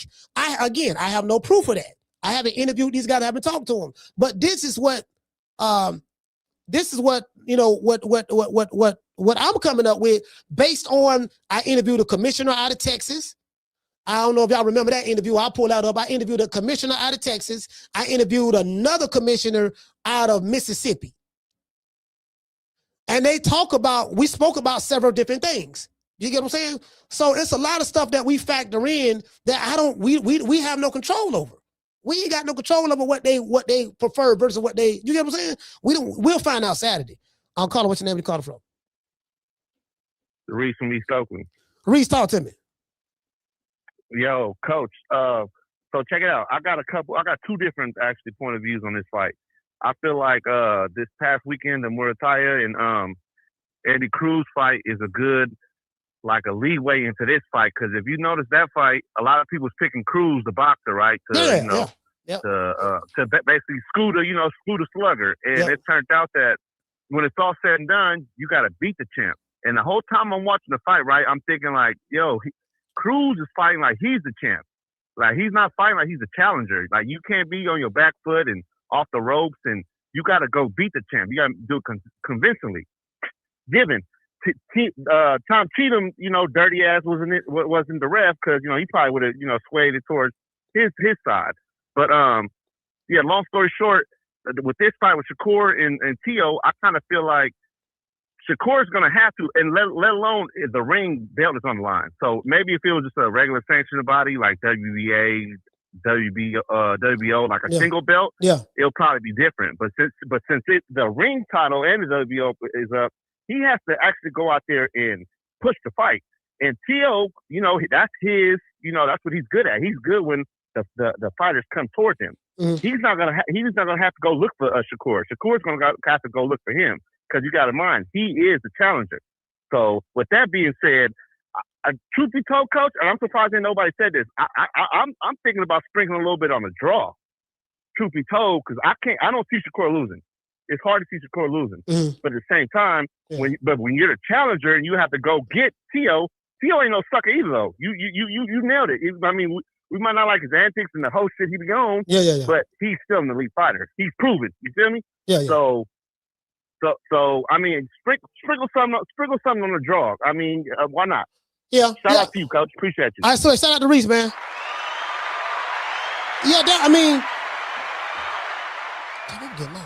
getting all kind of text messages. My teacher sending me all kind of stuff. They sent me another text message? Oh. Yeah, but you get what I'm saying? I'm like, okay, hold on, let's look at this. Okay. Hold on, let me pull this up. Y'all remember that picture where Shakur Stevenson, where that picture at? Shakur Stevenson was gonna fight wait. Yeah, wait a minute. Y'all remember that picture when Shakur Stevenson fought Jermaine Ortiz? Not Jermaine Ortiz, Elmer De Los Santos? Wait a minute. Wait, here's where that picture at. Wait, hold on. I think I got it right here. Shakur. Let's see, Floyd. I remember this shit. Let's see, Shakur, Floyd Mayweather, Terrence Crawford. I'm not now, I love that fight. I love that fight. Hold on. Caller, hold on. Now I did. Oh, the caller on the phone. No, call back, caller. I did love the Williams Cepeda fight. I did love that, right? And as I said, I don't want to judge a fighter saying that he's a runner based on one fight. He did run in that fight, and then I think the Nakathila fight, he kind of like moved around a lot more than he had to in that fight as well. But they had Crawford, and they see who they had. They had Andre Ward in the locker room, right? So I had no guy excited. I say, shit, nigga. Shit, motherfucker. Y'all remember this? Hold on. Shit, nigga, motherfucking. Shit, nigga, motherfucking, nigga, Florida. They got motherfucking phone. They got goddamn it. Hold on, y'all remember this picture right here? I'm gonna show it to y'all right now. See, this right here. Hey, shout out to they go back over, dog. They go Bud, Floyd, boy. So this is the crowning moment right here. This is like, Shakur is the prince of all sayings. If y'all ever hear me, I do a lot of anime. I watch a lot of Dragon Ball Z. So I'm always going to use Dragon Ball Z references. So this is kind of like he Vegeta, like he the prince of all sayings. Like, hold on. This is how they did this shit. Hold on. Let's go right here. Oh, let's go right here. Wait, let's see what's up. Say that right now. Oh, let's pull this up. Me, Vegeta, the prince of all sayings. I have been anointed. Things like so he was anointed right here, right? Let's go over here. I am anointed. I have been anointed. Crawford was 41. He 41-0 at the time. 31 KOs. Shakur. They call him Sugar Shakur. Sugar Shakur. I don't know who came up with that shit. Sugar Shakur. 11 KO, 23-0, 11 KOs at the time. Floyd Money Mayweather, 50-0, 27 KOs. Andre Ward, 32-0, 32-0, 16 KOs. So you got all these goats right here behind him, and they anointed him. He's been anointed. Hey, shout out to that 90s shit. He's been anointed with the blood of Jesus. The blood of Jesus has anointed him. He like ashes, like ashes. Like the phoenix sun rising from the ashes of the earth. you know, he's been anointed. So I thought we were gonna see this shit. I thought we were gonna see some shit. And you know, we know what we saw that day. Carla, what's your name? You called it from? Jamie Rivera from the chat. Jamie, talk to me 2 times. Yes, sir. I guess the guy that called earlier doesn't know that Jamie Rivera is Jamie from New York. It's the same guy, dude. He must be new. He doesn't know. Anyways, Coach, earlier, I'm glad you didn't ask me about Shakur Stevenson's best wins or not best wins. The question was like, had he beat elite fighter? Any elite fighter, yeah. An elite fighter, brother. I'm glad you didn't ask me. The person is no, bro. I'm sorry. To be honest with you, I had to Google it, man. You made me Google it. Of course, I saw Valdez, and I saw Cepeda. Those are great wins, bro. I'm not gonna knock them for that. Yeah, those are great but wins. Are they elite? That's the question. Yeah. You know what I mean? And Tio, you asked me the same thing about him. I got 2 names I'm gonna throw at you, right? Loma, you already mentioned it, and Josh Taylor. Josh Taylor, yeah. Josh Taylor was a top 10 pound for pound fighter, bro. You know what I mean? So, hey, listen. Again, I said earlier, you know, I was giving Shakur also props. You know what I mean? I also gave my reason why I like Tio. You know what I mean? But again, bro, I clearly said, you know, let the best men win, bro. They do have skills. Yeah, both guys like have skills. one more than the other. Yeah, both guys got skills. That's all. But again, hey, man, the guy that wants to bet, bro, that don't mean shit. We don't know these people, bro. Get out of your feelings. That's my call. Respect from New York. Absolutely, fam. Peace. Yeah, hey, but no, I was laughing, right? Hey, hold on. I was laughing, right? Cause I say that this, right? Cause I had caught the Holy Ghost. Y'all know I be getting excited and shit sometimes. I had caught the Holy Ghost. I say, ooh, that's an iconic picture right there. So when I see a picture like this, right? When I see a picture like this, I expect to see. Hey, shout out to Coach T. Coach, what's going on, T? I expect to see I expect to see a James Toney versus not Mike McCallum. Michael Nunn, second to none. You getting out box, getting out box. You got to go get him. James Toney went out there, went and got him. Fought that man for $60,000. At that time, it was $60,000 when he got a shot at the title. And he beat him in his hometown. Went there. You know, when I see this, when I say, I expect to see the fusion technique. This kind of like remind me of Dragon Ball, right? What we can look at. They're like the fusion technique. What we gonna do? We got Kakarot right here. We got Kakarot. You know what I mean? What is he Vegeta. So he the prince of all Saiyans. Shakur has been anointed. You know, you got the goat. You got 3 goats. 3 goats right here and a goat in training. We got 3 goats and a goat in training. hey, look here. Well, listen, we got 3 goats and a goat in training right there. You get what I'm saying? 3 goats and a goat in training. You know, a billy goat. We got 3 goats and a billy goat. So, can this billy goat, can he take his power level? You know what I mean? Like again, like I've seen like Sugar Ray stopped motherfucker Wilfred Benitez in the 15th round. You know, I'm not, when y'all, I'm just saying me, I have these expectations because I've been watching this shit so long and I'm like, dude, no, that ain't, when you got motherfuckers going to get a motherfucker. Nigga, I'm finna come get your ass. Pernell Whitaker, one of my favorite fighters of all time.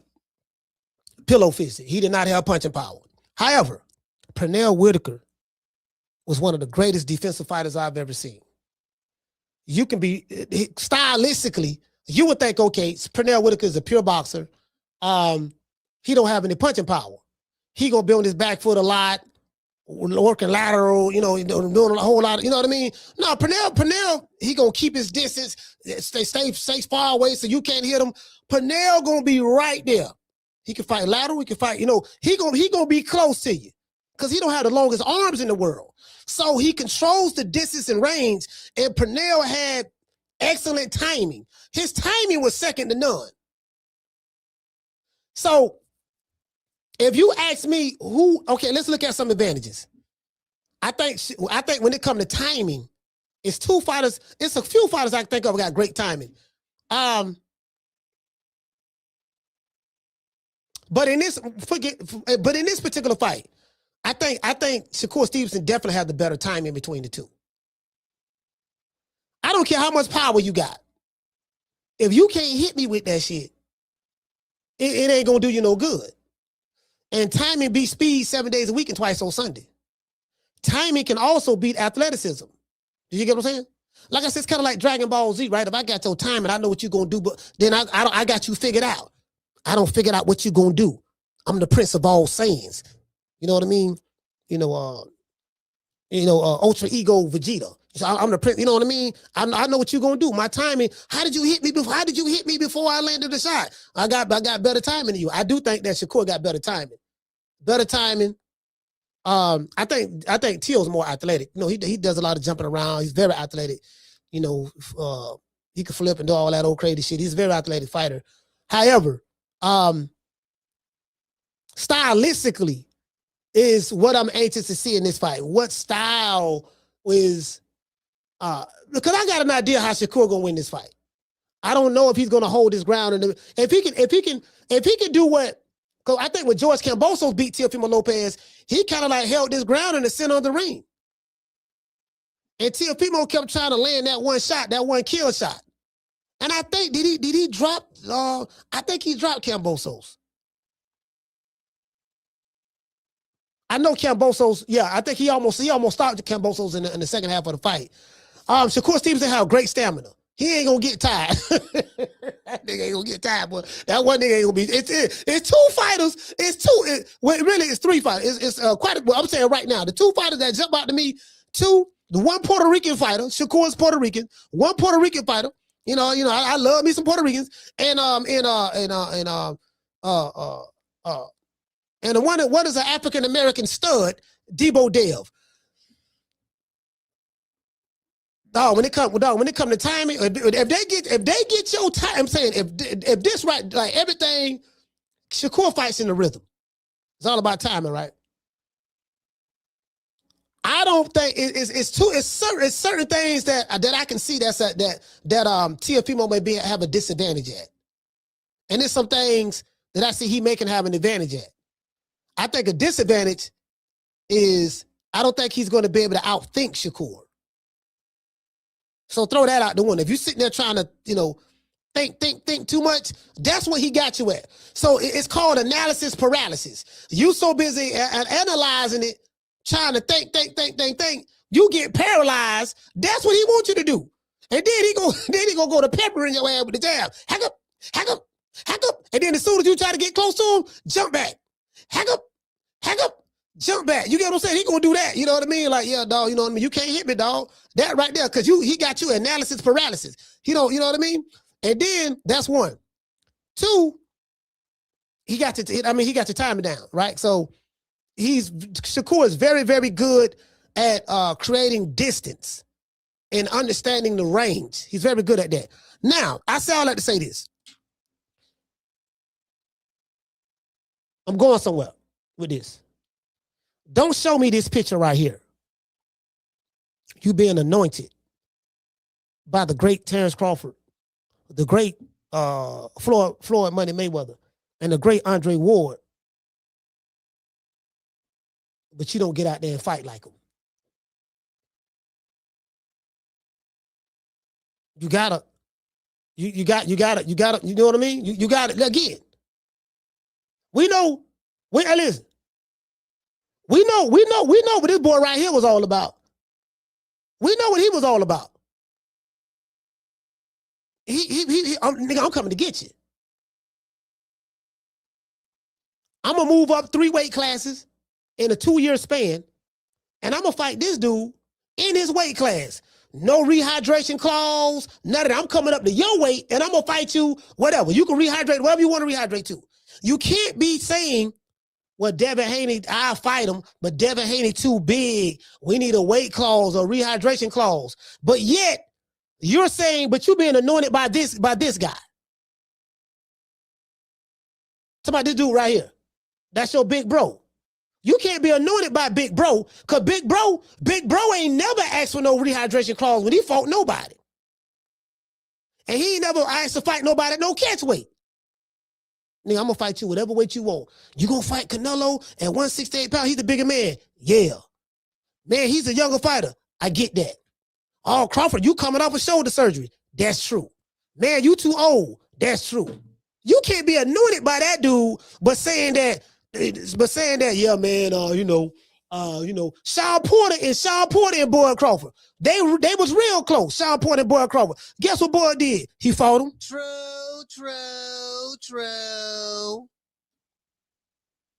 I don't be around him.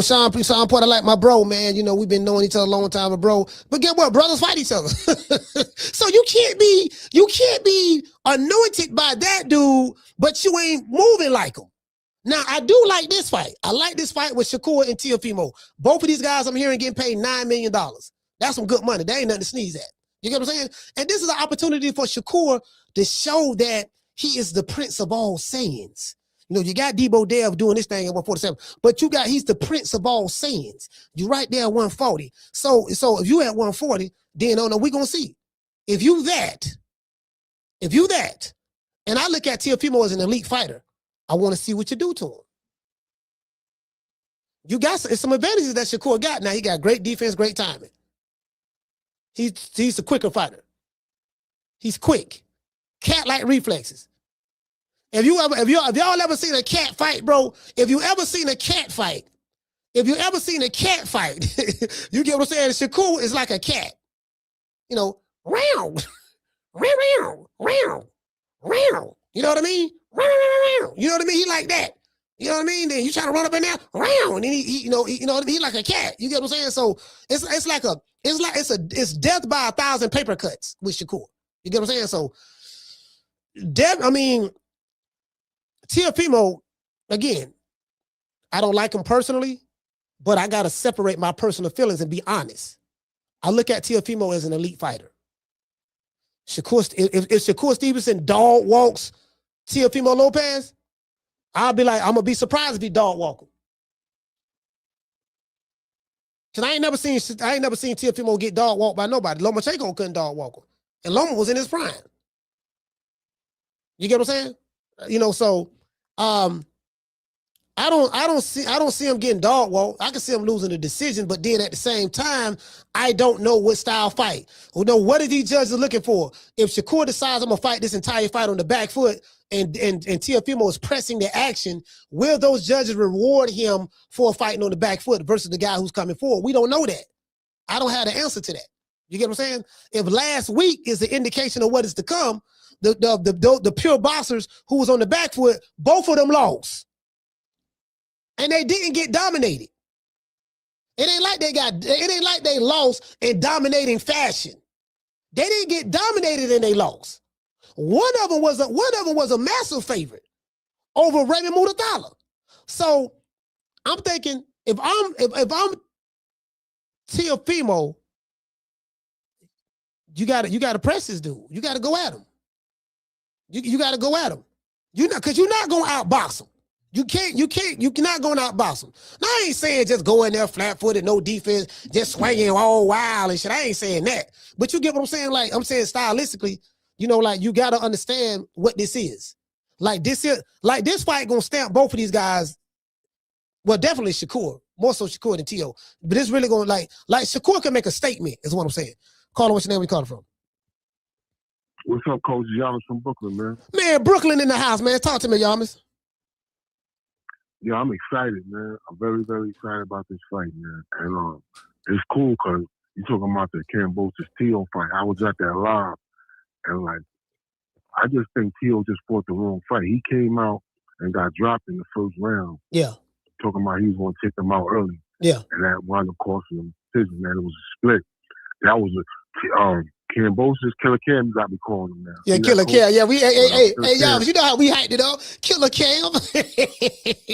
well, you know I fuck with Cam heavy, man. Pause. Yeah. But anyway, it's going to be an excellent fight, man. But I think it's going to be a matter of Shakur making adjustments. That's going to decide what happens because Tio is going to be himself. He's going to come out. He's strong. He's athletic. He's very explosive. Yeah. And because what worries me a little about the Shakur is that I've seen him kind of go out there and be a little passive when guys were stronger than him. Yeah. And that worries me a little. Not that I'm a fan of either. And, I'm not gonna. I'll be honest. I'm rooting for Shakur. Yeah. But I think the odds are lopsided. So I think I'm gonna bet on Tio because he ain't from Brooklyn, but that's a sidebar. But he ain't from out here because I happen to know he was fighting in amateurs in Florida. He was fighting in Florida. That's true. And I knew something was funny when he started talking that racism shit because some of my best partners is Puerto Rican, Dominican, and you would call me the N-word because that's my man. But for him to go that route and start talking that, I knew he wasn't from out here because we didn't come up like that at all. Hey, Yamas, this. I don't mean to interrupt you, brother, but I'm glad you brought up the N-word, right? And I tell people this, right? Because everybody who say the N-word that ain't black don't mean they racist. It's a cultural thing. Right.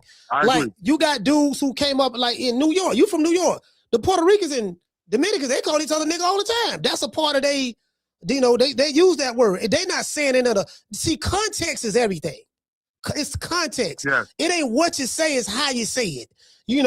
But that's all I'm saying. So it's the way Tio said, it's nah, him and Ryan, they on some racist shit. You know what I mean? It ain't what they said, it was how they said it, how they delivered it. It seemed like it had malice and they had contempt, for people who look like us, the way they said it. So that's what I'm talking about. But you got dudes, I know dudes who, I'm in LA, you got dudes who may have grew up in a black neighborhood. They go into school together, this and that, and it is what it is. That's just how it is. It's always been like that, to my knowledge. Coach, one of my best friends, man, I used to be at his house chilling, and his pops come home from work, and he see shit wasn't done around the kitchen. He said, y'all niggas better clean up that kitchen. That niggas better have the food ready. And he's talking to his kids. He's Puerto Rican. It wasn't like you said, it's a context, man. Yeah, the context is everything. Nah, that turned me off on Tio, man. I'm a little slow on Tio over that. And I'm predicting a great fight either way. And I hope Tank gets a little inspiration from this, get his shit together, and gets a chance at the winner of this, man. Yeah, I'm a little under the weather, as you can hear. Man. Yeah, I hear, man. Well, listen, I know you're sick, man. But shout out to Yamas, man. I appreciate you, brother, man. I hope you get better, brother. Peace and love, baby. Yes, sir. Yeah, Yamas sick, man. Yeah, this is the thing, guys. Context is everything. I'm gonna give y'all a perfect example. Like women, I've heard women call each other bitches. Like, yo, bitch, bitch, you all right, bitch, bitch, you better stop playing with me, bitch, and all that stuff there, yada, yada, yada, right? And then, but a woman to tell another man, like if a man come up to him, oh, bitch, what the hell you doing? It's the way he said that. She gonna get mad and go off. Who you calling the bitch? This and that, yada, yada, yada, don't call me no bitch. But, it's the context. You may be, I ain't gonna bring this up because we got kids listening. But sometimes you and your significant other, y'all may be doing y'all thug izzle or whatever, you get what I'm saying? And you may use the B word where y'all in motion and she may like that. You know what I mean? Like you know what I mean? Such and such, and it be like that. But then if it's a whole nother setting, look at that bitch over there. I can't stand that B. That's a whole nother context. So the chick who may hear that, she may get mad. Oh, who you calling the bitch, old pussy asshole? Who you calling the, you know what I mean? And they going at it because the context is they don't like each other. We beefing. So I have mean and spiteful intentions when I hurl these insults at you. You know what I mean? It depends on the context and how you say it. Context is everything. You can't never leave out context. Everything ain't always just as black and white. There are gray areas. Okay, what was the context? What you mean? What was the context? That's what he said. Okay, well, you don't know the context? I don't care about the context. I'm gonna go ride this and that. Okay, well, shit, like dudes, I think people have selective outrage. They pick and choose what they want to be upset with. There's no consistency. Did you get what I'm saying? So that's what I be looking at. But I'm glad you brought that up. Hold on, let's get to the super chats. I didn't read the super chats. Shout out to Chucky. Okay. Dropping a quarter of a dub. He said, Coach, Boots just had an interview on YouTube of his prediction of the Teo and Shakur fight. He made a good point. Check it out. Okay, I check it out, fam. Shout out to Jamal for becoming a member, man. Salute to you, fam. Let's get these guys a round of applause.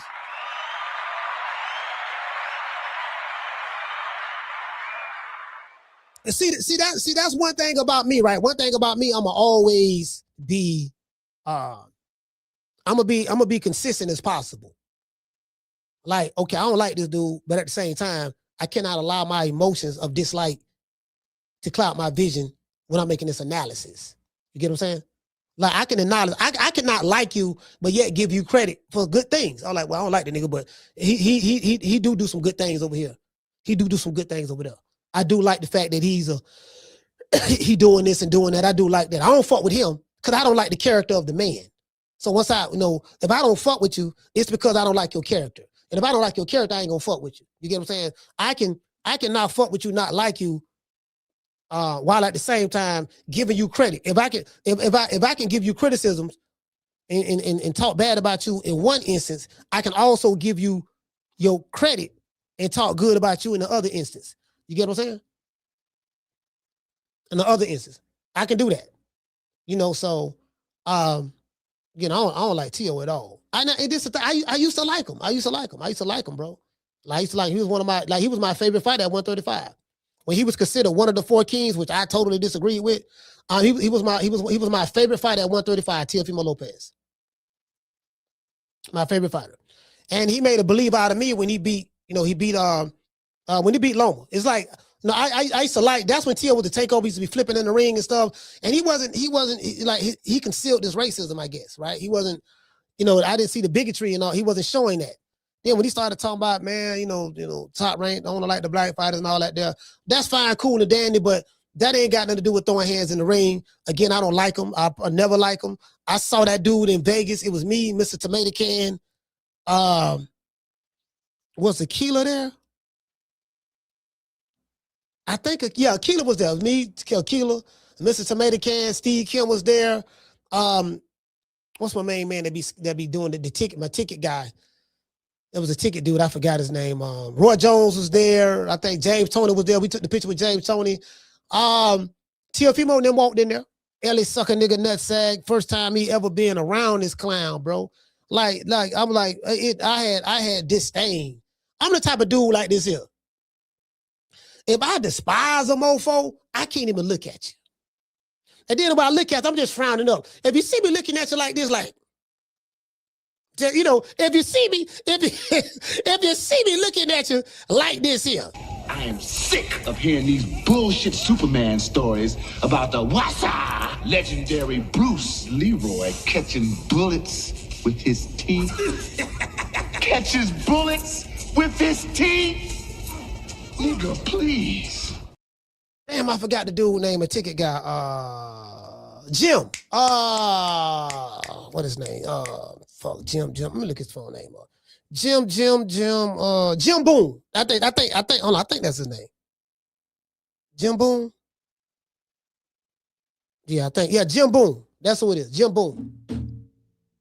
Yeah, man, so, I just, and then we was at the thing, Mr. Tomato Can came up to me, he said, Coach, he said, Coach, there go Ellie. Man, I rolled my eyes. Hey,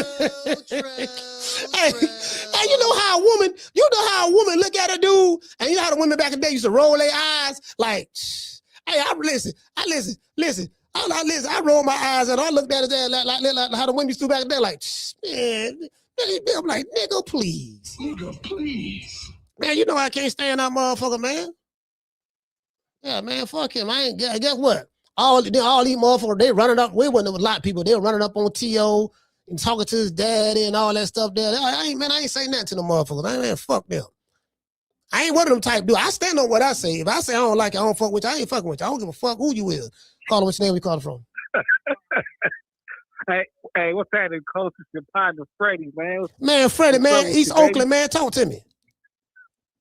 Yes, sir. Hey, man, you're 4 days away. 4 days away for the good fight card, man. I can't wait. And it's like I know Keyshawn Davis will be entertaining, you know, so that's how you get down. But I just hope, you know, Shakur, you know, and Lopez, I hope that be an entertaining fight as well. You feel me? Yeah, I think it will. I think it will. I think they're going. I think both men gonna do their thing. You know what I mean? The thing is, Freddie, I don't know exactly, you know, what style of fighting that Shakur gonna come out with, and then what is it that the judges are looking for?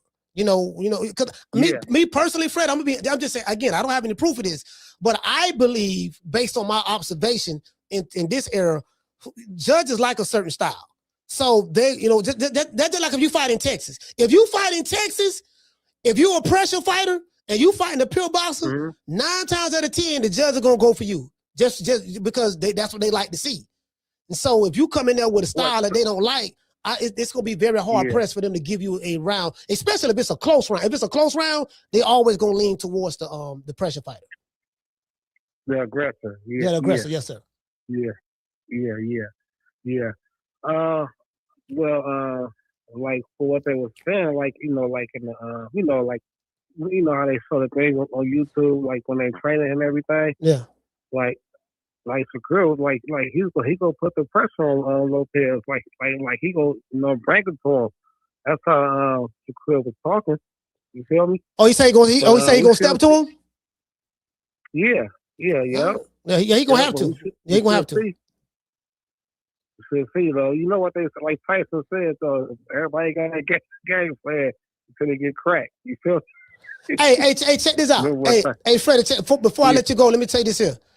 This weekend, what people said, Andy Cruz, you got to take the belt from the champion. You got to take it. He didn't take it. So I want to ask you this question here.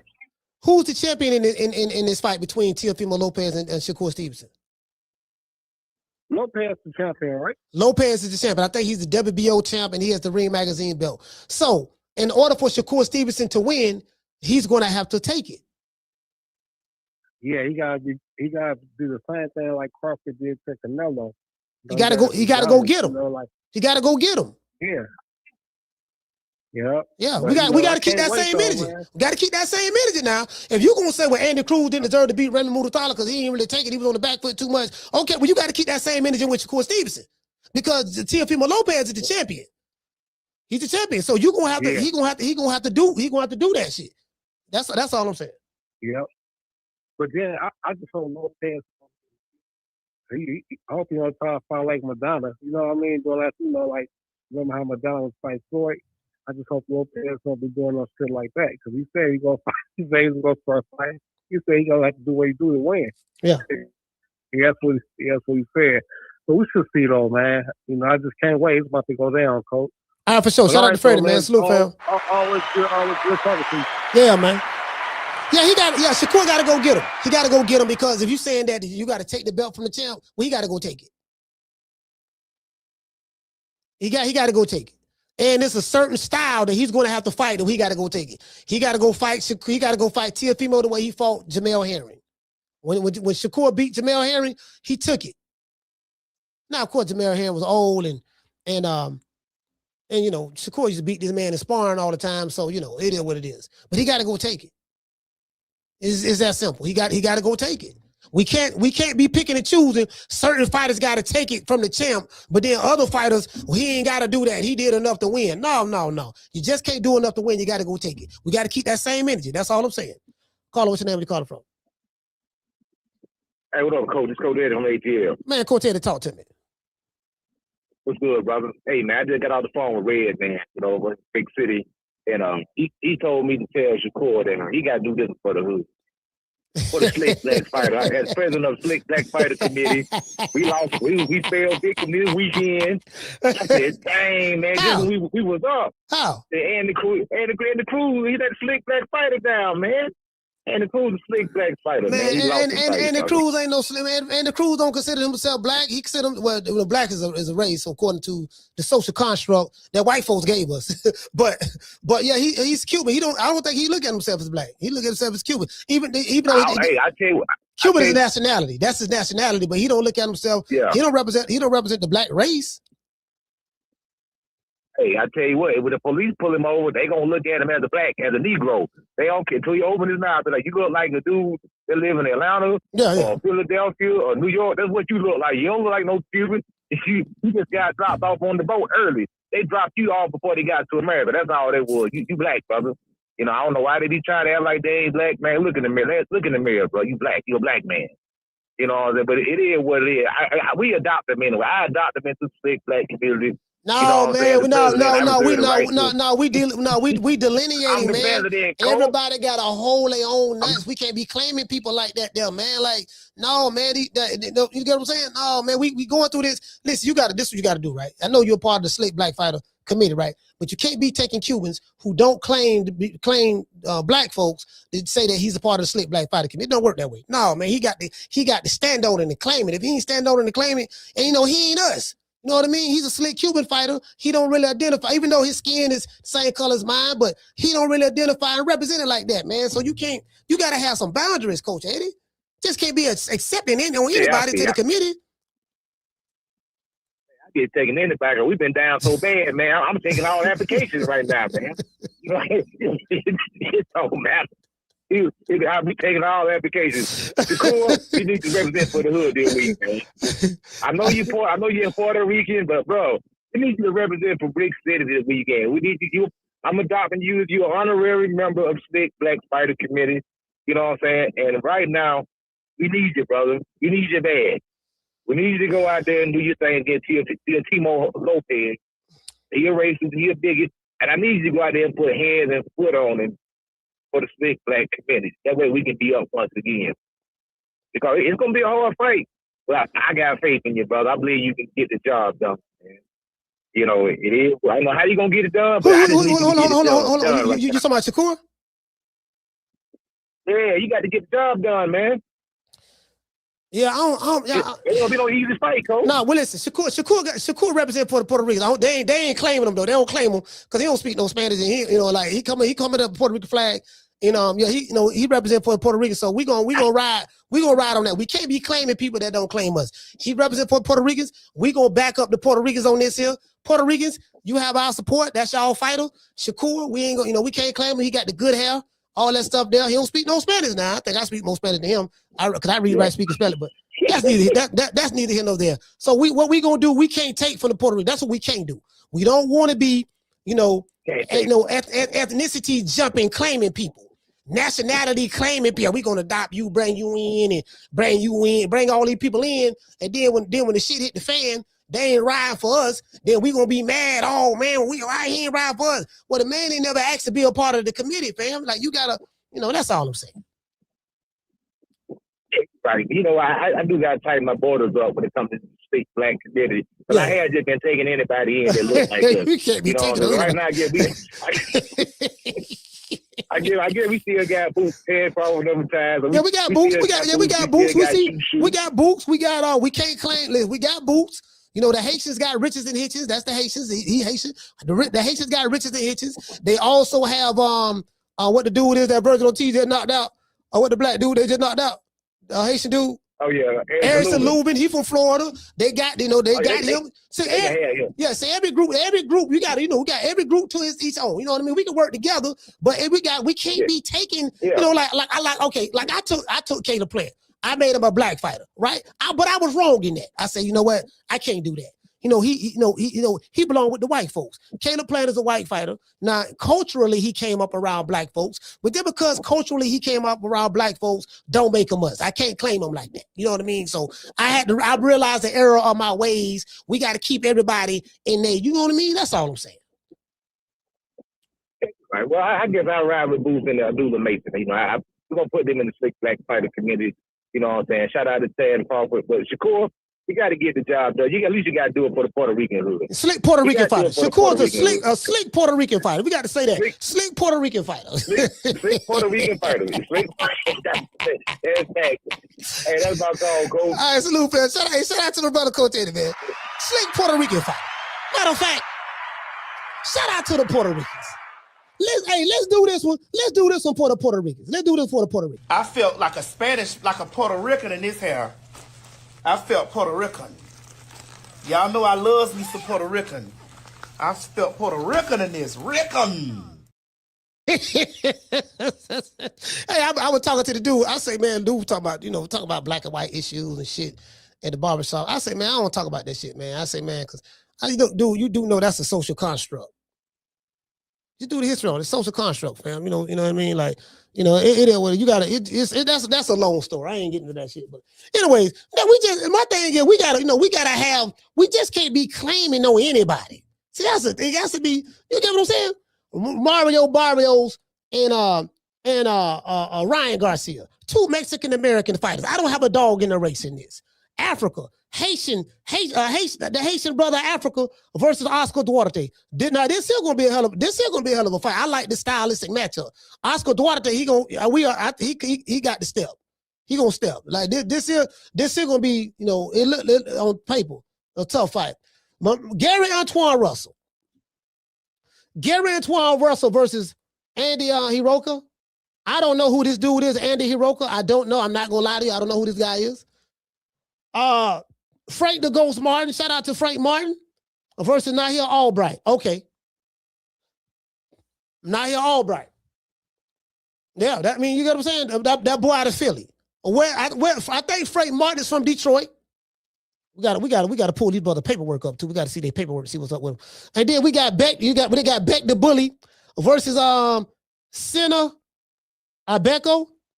See, okay, Senna Abeko.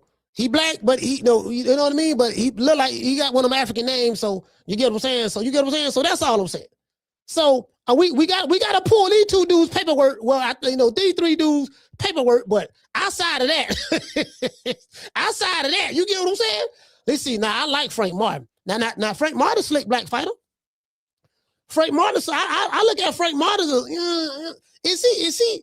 What Coach Eddie at? Coach Eddie, where you at? Coach Eddie, you in the chat? And see, do you consider Frank Martin slick black fighter? Cause we just can't be putting no everybody. Just because they black don't mean they slick. That's another thing too, right? You can't be making it just because they black don't mean they slick. There's a whole lot of black fighters. There's some of these niggas trash in the motherfuckers. So we gotta. I think slick has to be reserved for like the special fighters. You get what I'm saying? Like Shakur Stevenson special. He's a slick Puerto Rican fighter. Let's see. Debo Dare, he FBA. He'll slick, he'll slick black fighter. Debo Dare slick black fighter. Let's see. Is Keyshawn slick? Nah, I don't really see no slickness in him. He's a dog, but I don't see no slickness. When I think of slick, I think of Pernell. I think of Mike McCallum. I think of James Toney. I think of what is it, slick black or not? You know what I mean? Just slick's boxing style. I think of Salvador Sanchez. Who else? Nicolino Loche, one of the best defensive fighters of all time. Nicolino Loche. Willie Pelt. Was Willie Pelt slick? Yeah, Willie Pelt was a motherfucker back in the day. But more recent, let's see, who else we got? Cool Boy Steph. I think I look at Cool Boy as a slick black fighter. Jerron Boots Ennis is considered a slick black fighter. I give him that. He ain't fought nobody elite though. So, but I look at Boots as a slick black fighter based on who he fought. So, he got what they say. He passed the eye test. Yeah, man, he passed the eye test. Nigga, the eye test champion. Hey, look here, man. That's another thing too, right? Hey, shout out to Miss Connie. Shout out to Tila. Hey, you know what, Tila? Miss Connie, we got too many eye test champions. Shout out to Rod, man. I don't want to be the undisputed eye test champion of the world. Yeah, dog, I'm the undisputed eye test champion of the world, dog. Shout out to everybody in the chat, man. We got over 300 watching. We got 400 between X and the other channel. Yeah, I don't want to be the eye test champion of the world, nigga. I passed the eye test. The eye test. What if you got glaucoma in one eye? You really ain't seeing what you thought you saw, and you got cataract in the other eye. You really ain't seeing what you thought you saw. So like me, I got some. Sometimes it depends. Y'all be trying to hype these niggas up. I'm like, man, he don't want pork chop Willie, y'all. Nigga, hey, wookie woo. He want pork chop. Somebody say, Shaki Foster. Carter Dennis, I agree with that. Shaki Foster. I look at Shaki Foster as a slick black fighter. I can give him that. I can give Shock that. I can give Shock that. And they got the rep too, fam. See, that's another thing. Now, let's put this aside. They got the rep. Is he repping? Cause that's the thing, right? I don't want to jump out the window for a dude if he don't share my point of view. I don't want to jump out the window for him. And then I'm like, yeah, nigga, he rapping, he one of us, but he ain't claiming us. And then he do some flow shit. And he like, man, I ain't never said I one of you niggas. You niggas, y'all claim me. Then we looking stupid with egg on our face. You get what I'm saying? So, you know, yeah, you got to rep. You got to, is he repping? Did you rep? Did you rep? It reminded me of a story, right? I was 18. I went to boot camp.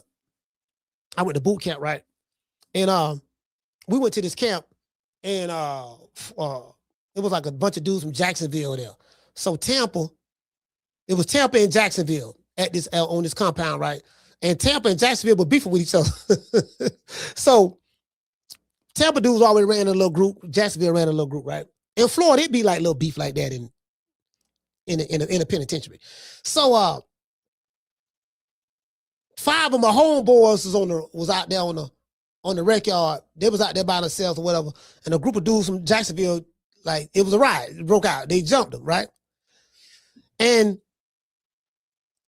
3 of the dudes ran back to the dormitory. Other 2 dudes tried to fight and got jumped, right? So we got the head honcho that was a part of the temple committee that was on the compound. You know, he was like the war daddy. If you don't know what a war daddy is, he was a war daddy, right? A war daddy is a nigga who gonna fight. He gonna fight everybody. Like, he's a war daddy. Like, he gonna fight the hardest, toughest dude, no matter where you from. Nigga, whether you from Miami, whether you from Tampa, whether you from Jacksonville, he got hands, right? And every city always had a dude who was like a war daddy, so to speak. They get down. You know what I mean? Like, this nigga here, he whoop, you know what I mean? So the dudes came back to the door. 2 of the dudes busted up. Homeboy, he mad than the motherfucker. All 5 of the niggas in the door. Hey, nigga, what happened? What happened? We finna go ride on this dude, right? This is what we talking about, right? What happened? Dude, like, yeah, man, you know, man, nigga, we got jumped, dog. We was fighting, man. We was fighting, man. It was just too many of them. They whooping our ass and all that stuff there. And what, damn, y'all got jumped by yourself? Nah, it was 5 of us. 3, them 3 niggas ran. So they ran, right? They ran back to the door. My homeboy got bad. He kind of like had no slap one. Did he slap him? Yeah, I think he kind of like, nah, he ain't slap him. He kind of like mushed one of the dudes in the head or some shit, right? He like, no, man. He say, nigga, did you rep? Yeah, we rep, nigga. We sat there, we fought. That's what I'm talking about. Y'all 3 ran. He say, no, man, we was right there, man. We was right there with him. He say, but you ran. He say, but did you rep? Did you rep the set, fam? Is you repping? If you ain't repping, we ain't claiming. True. That's all I'm saying. Did you rep? Like, okay, if you go to New York, right? Brooklyn dudes, listen, ain't no niggas. I met a lot of New York cats, right? Ain't nobody like Brooklyn. Brooklyn dudes is a whole new breed in New York. It's Brooklyn niggas all through Florida, right? Everywhere you listen, any city you go in, you're gonna meet somebody from New York.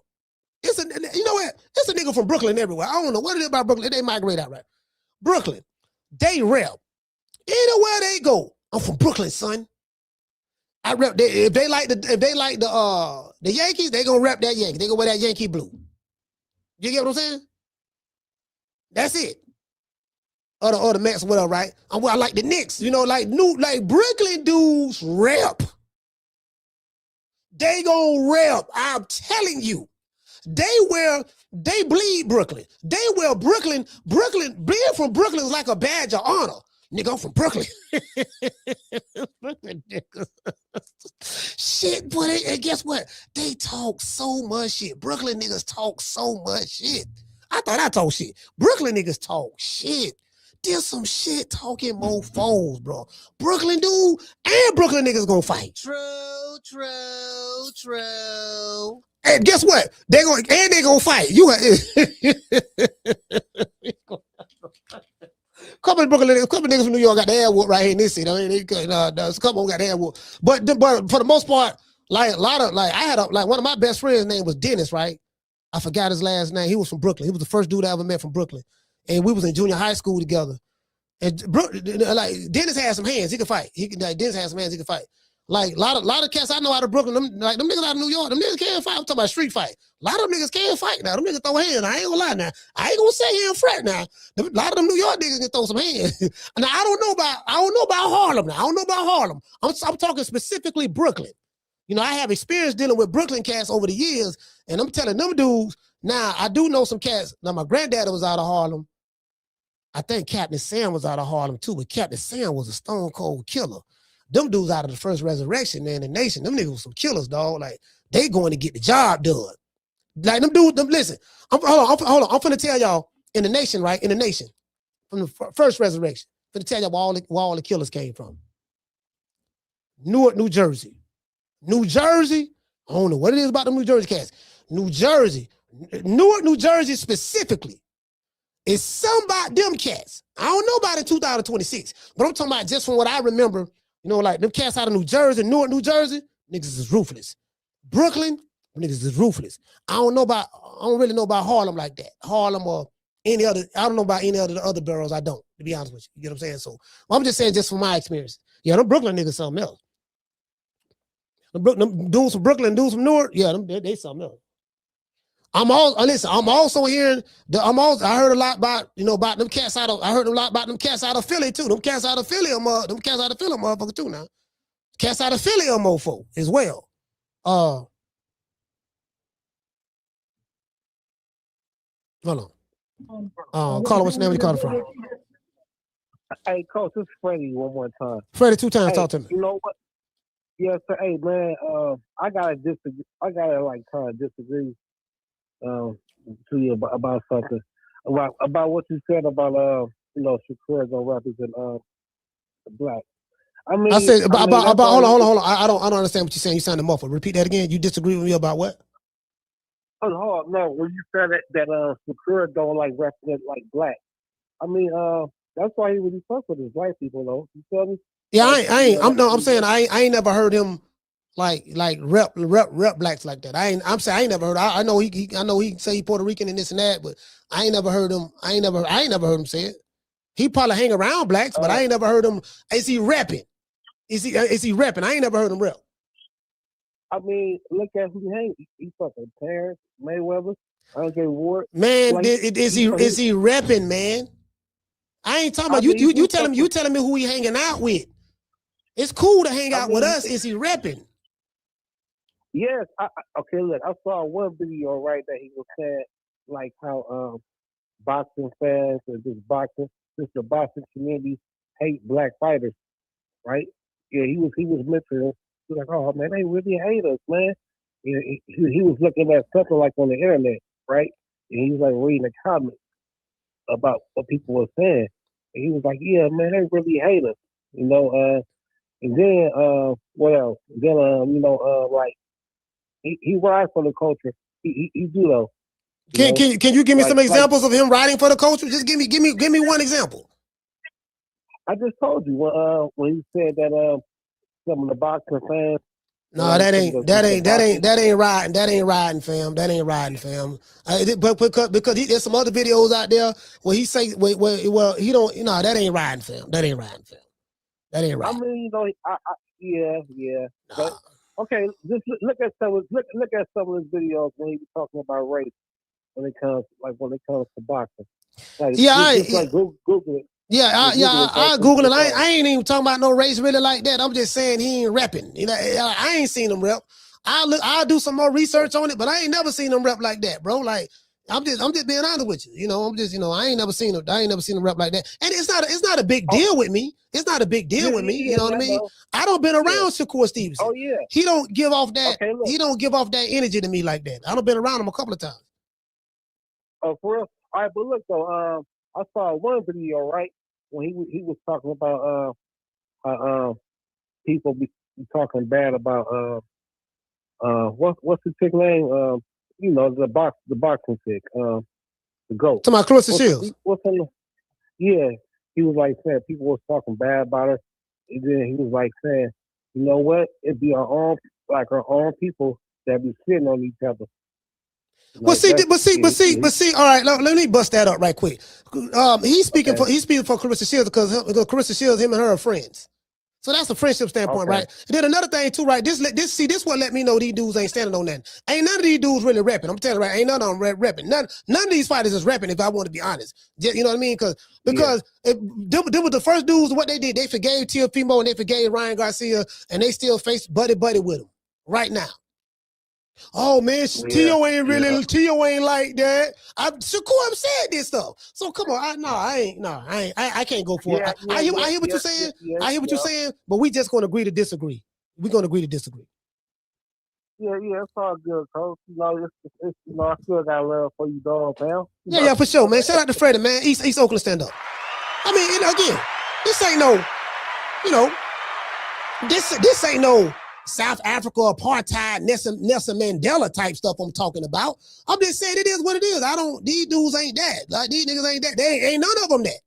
None of them. And listen, if I'm keeping it a bean, I ain't putting it on Shakur. I'm not putting it all on Shakur. Ain't none of these dudes rapping like that because they don't, that's not who they are. They pick and choose, right? And that's cool, but these dudes don't take that position. Whether it's the Russells, whether it's they dudes don't take that position. So I don't hold these dudes to that standards. Nah, I ain't shit. These be the first nigga jumping out the window. Oh man, Tio ain't really like that. Man, what the fuck? Did you hear what this nigga just said? No, Tio Ryan ain't really like that, man. I know him, he ain't like that. Nah, you gave him a pass too fast. That let you know you ain't even in tune with you ain't even in tune with the culture. You ain't ride for the culture. Cause how you ride for the culture, but you giving them passes, and not only are you giving them passes, you coming out openly apologizing for him in public. No, he really ain't like that. He ain't really say I'm sorry for what he said or did. No, they really ain't like that, dog. They really ain't. He just doing it to sell the fight. Yeah, he called me a nigga and said that, we call us monkeys and, we in the fields and all that stuff, watermelon chicken. Yeah, he said all that, but, call my mama, ain't called black women, ain't Jamama and Uncle Ben. Yeah, he said all that, but he really ain't like that. I know him. He was just playing. True. Nah, I can't go for that. I can't go for that. I can't go for that. Nah, I can't go for that, dog. I can't go for that. Shout out to Kerry Pete. Dropping that quarter of a dub. He said, Coach, I started laughing as soon as you mentioned jail. I think he knows Tybo.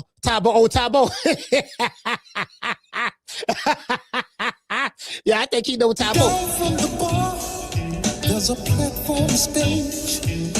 People pimping, sharp as razor blades. Hey, he said, I think he know Tybo, man. Yeah, Orlando Black, man. White boy Dennis beat the brace on Black, man. He whooped him in front of all of Zamunda. It was all of us out there. He was Black. Listen, goddamn white boy Dennis, white boy Dennis beat the brace on Black, man. So, God, but he let down the whole, my homeboy Donnie say, Black, you let that little itty bitty white boy whoop you? He say, Black, you 5'10". Look at them long ass arms. That dude Dennis short. Look how short he is, fam. You like, come on, man. You let this little itty bitty white boy whoop you, Black. Man, Dennis beat the brace off of Black, man. True. I'm talking about, I was in shock.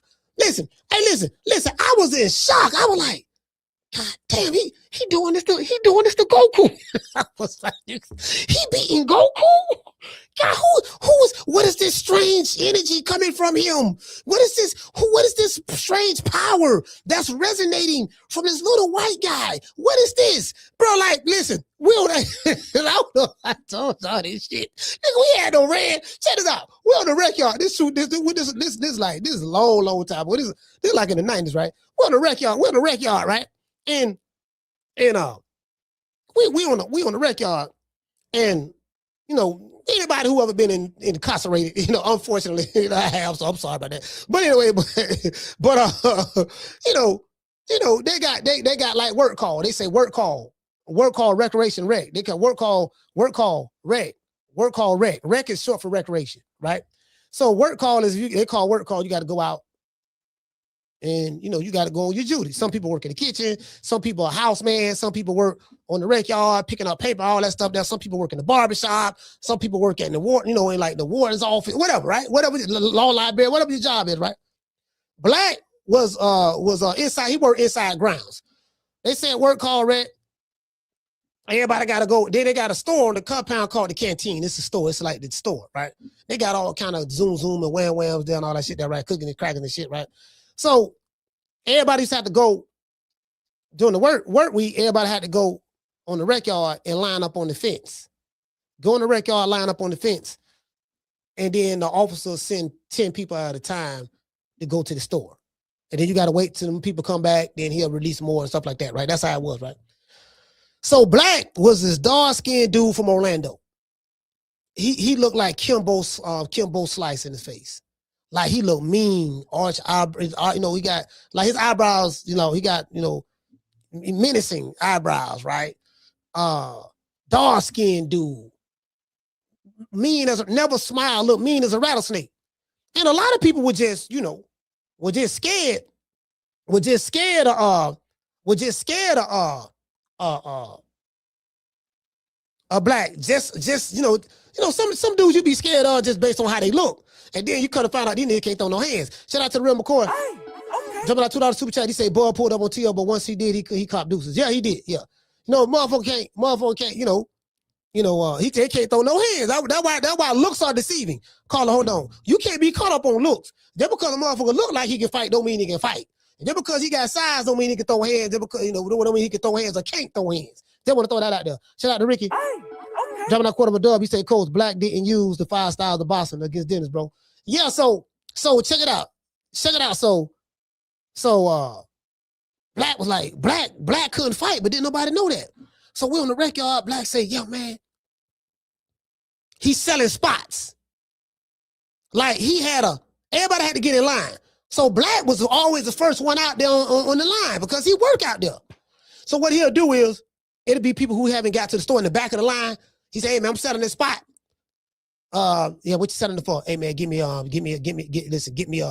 2 packs of cookies, or get me a pack of cookies and a honey bun, or get me 4 soups, like ramen noodle soups. Get me that right there. You know what I mean? Okay, so just to get that spot. White boy Dennis was like number 3. Black Hat don't put like 5 people in front of him from the back. Dennis say, look here, no man, we ain't doing that, man. We ain't going out like that, man. I've been trying to get to the store. I just got here, man. I've been trying to get to the store, man. I'm hungry, man. I'm telling you, man, I ain't going out like that, man. You ain't not putting nobody in front of me.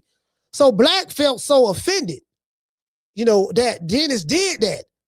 Because this is a little small white dude. And Black is a tall, bigger, menacing figure, right? He like, the nerve of this white boy trying me like this here. Who the fuck you think you is, white boy? Nigga, I'm Orlando Black. He ain't say that, but this is the aura he was giving off. Like, what this little punk ass white boy? We thinking the white boy finna get his ass boy. We think he finna get his ass beat. I'm like, man, Black, man, leave the dude alone, man. Like, little white dude, man, let the man go to the store. You can't be putting people in front of him like that. No, man, Malachi, fuck that. Nigga, fuck that. No, man, white boy gonna be trying me like that. I got a reputation to keep up. He said, white boy, he said, better watch your mouth now. I'm gonna slide 5 to your mouth. I'm gonna slide 5, not fire, 5. I'm gonna slide 5 to your mouth now, white boy. You better go ahead on now. Then it's like, man, no, he said, no, man, forget that, man. I ain't going nowhere. Ain't nobody getting in front of me. And he got back in the spot. So Black said, no, white boy, get there. Meet me over there. Get there. I'm finna beat your motherfucking ass. Get there. When somebody tell you get there, that means meet me at the destination. We finna fight.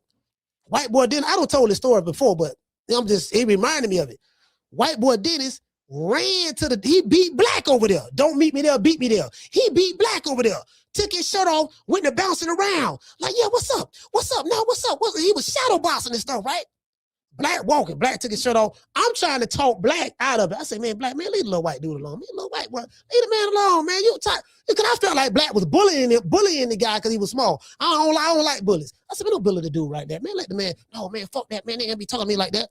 Man, Black went over there. Goddamn Dennis whooped Black ass. I ain't gonna tell y'all the particular because it's a long story. He whooped Black ass. When he whooped Black ass, Black got up. Black leaking. He bleeding and everything, right? He ran to the bathroom. White boy Dennis chased behind him. I chased behind white boy Dennis. Black hit the bathroom. I hit the This on the bathroom on the rec yard. I hit the bathroom. Black hit the bathroom. Dennis hit the bathroom behind him. I hit the bathroom behind him. Black in the bathroom putting water on his face because he leaking. He bleeding.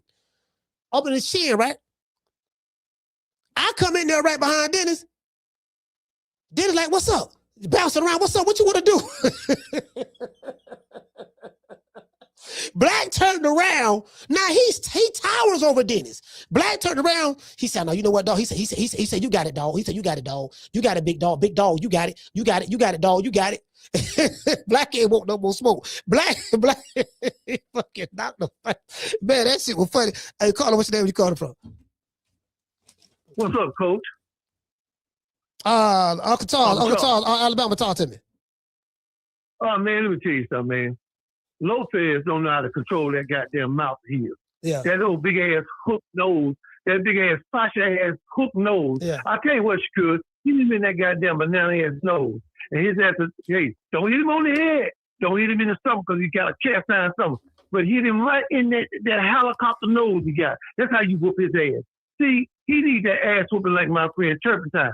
I said, Turp, don't go around there fighting them young boy around there. You know you got sugar diabetes. Well, he must have had an attack because they laid his ass the fuck out around there. They took his shoes off and hung him over the electrical wire. They don't whoop your ass to your shoes in case of fuck off.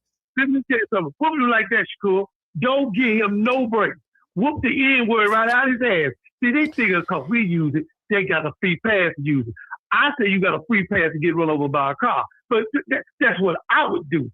See, that's what I would do. I wouldn't tell nobody else to do that shit. I wouldn't do that. Hit him in that damn nose, because I seen it. He don't care. Sometimes he do things to himself. He realize what the fuck he doing. He put his finger in his nose one time. It took him 10 minutes to get that some bitch out. Put that foot up his ass so deep that you're going to have surgery to get it out. Appreciate you, goddamn. Appreciate you, Coach. All right, shout out to Coach. Listen, man, shout out to man Uncle Charles. Hey, well, you know what? Uncle Charles, in order for Shakur to do that, he's gonna have to fight him. He's gonna have to. I'm gonna tell y'all this. I would love to see Shakur put on a. Let's say this. If Shakur really is elite, and I think he's an elite fighter, but if he's really that levels above Teofimo Lopez, he got to beat him like that. He got to beat him like Floyd Mayweather did Arturo Gotti. He got to beat him like Terrence Crawford beat Errol Spence. He got to beat him like that.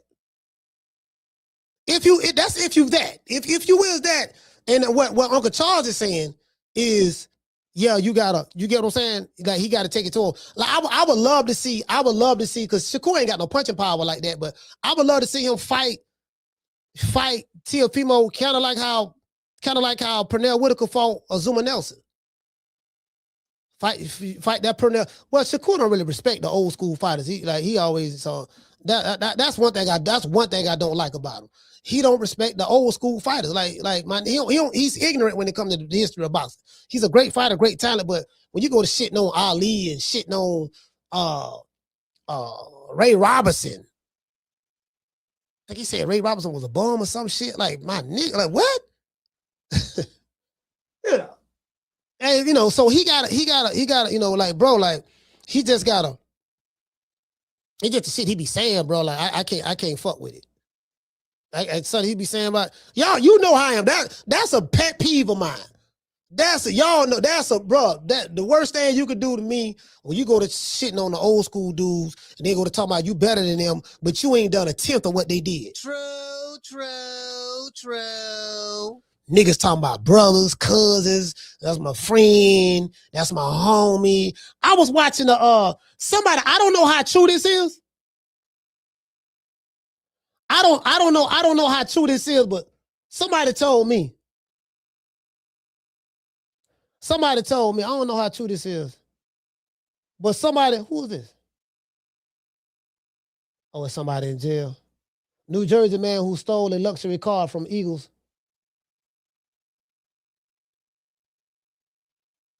He spent 5 years or half a decade in prison. What? For stealing the car? Oh well, I can't get mad at that, man. Don't do the time, don't do the crime. You can't do the time, don't do the crime. It is what it is.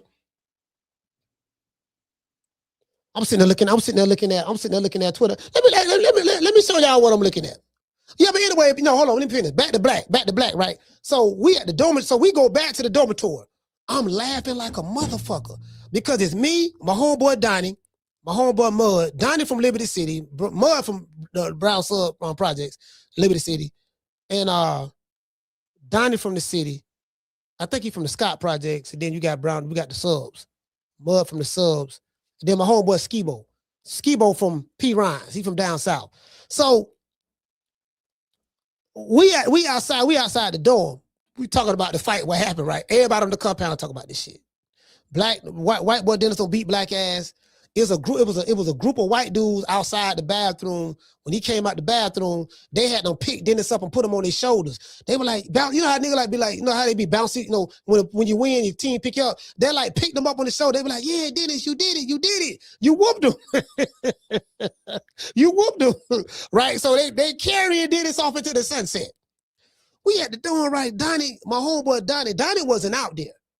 He worked in the law library. Donnie wasn't out there. He couldn't believe it. Donnie couldn't believe it. He was like, what? He like, black? Because everybody thought black can fight. Black could fight. True. Black walking down the sidewalk, coming back from medical, he got a fucking Band-Aid. Cause remember, he got split right here. It was bleed right there. Black had a gauze under his neck like this here, under his chin. Nigga had a Band-Aid. Hold on. The Band-Aid was like, you get what I'm saying? Motherfucker had a Band-Aid like this here, right? Coming back. Bro, I'm laughing like a motherfucker. And it was kind of like red because it was bleeding a little bit. Bro, I'm laughing. Bro, I couldn't stop laughing, dog.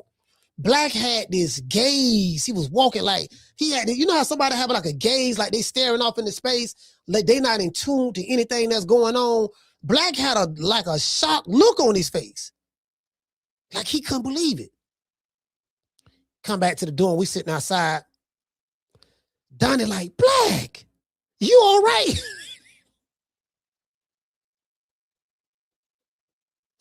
Black, you all right? Black, how you let that white boy, little ass bitty white boy whoop you?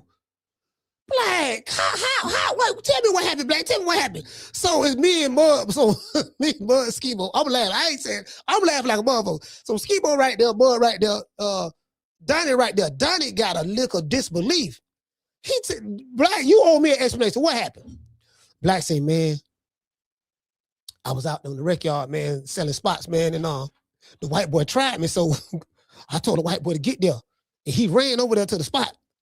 And the white boy whooped me, man. Like, I couldn't believe. He said, Black, how he whoop you? Black, look, I told you, look how short he is. You Black, that little short white boy, how he whoop you? Black, you got them long ass arms. Why didn't you put the jab on him?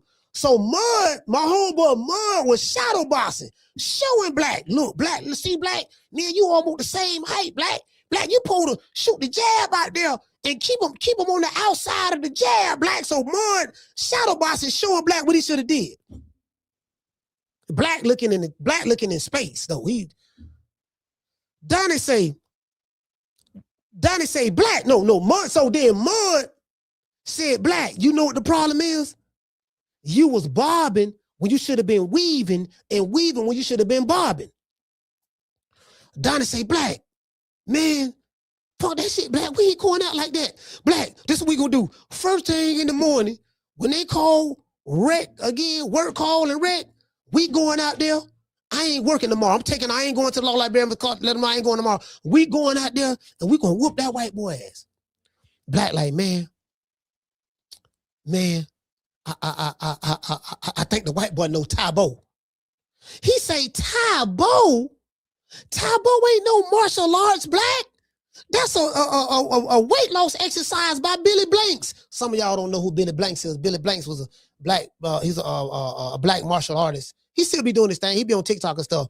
And he's come out with a lot of, all his movies was trash. But he had a workout exercise called Tabo where he incorporated martial arts in the weight loss, right? You know, they did that there, right? Billy Blanks was that guy in the early 2000s. Early 2000s, y'all look up Billy Blanks. Late 90s, early 2000s, Billy Blanks, y'all look him up. Donnie say, Tabo?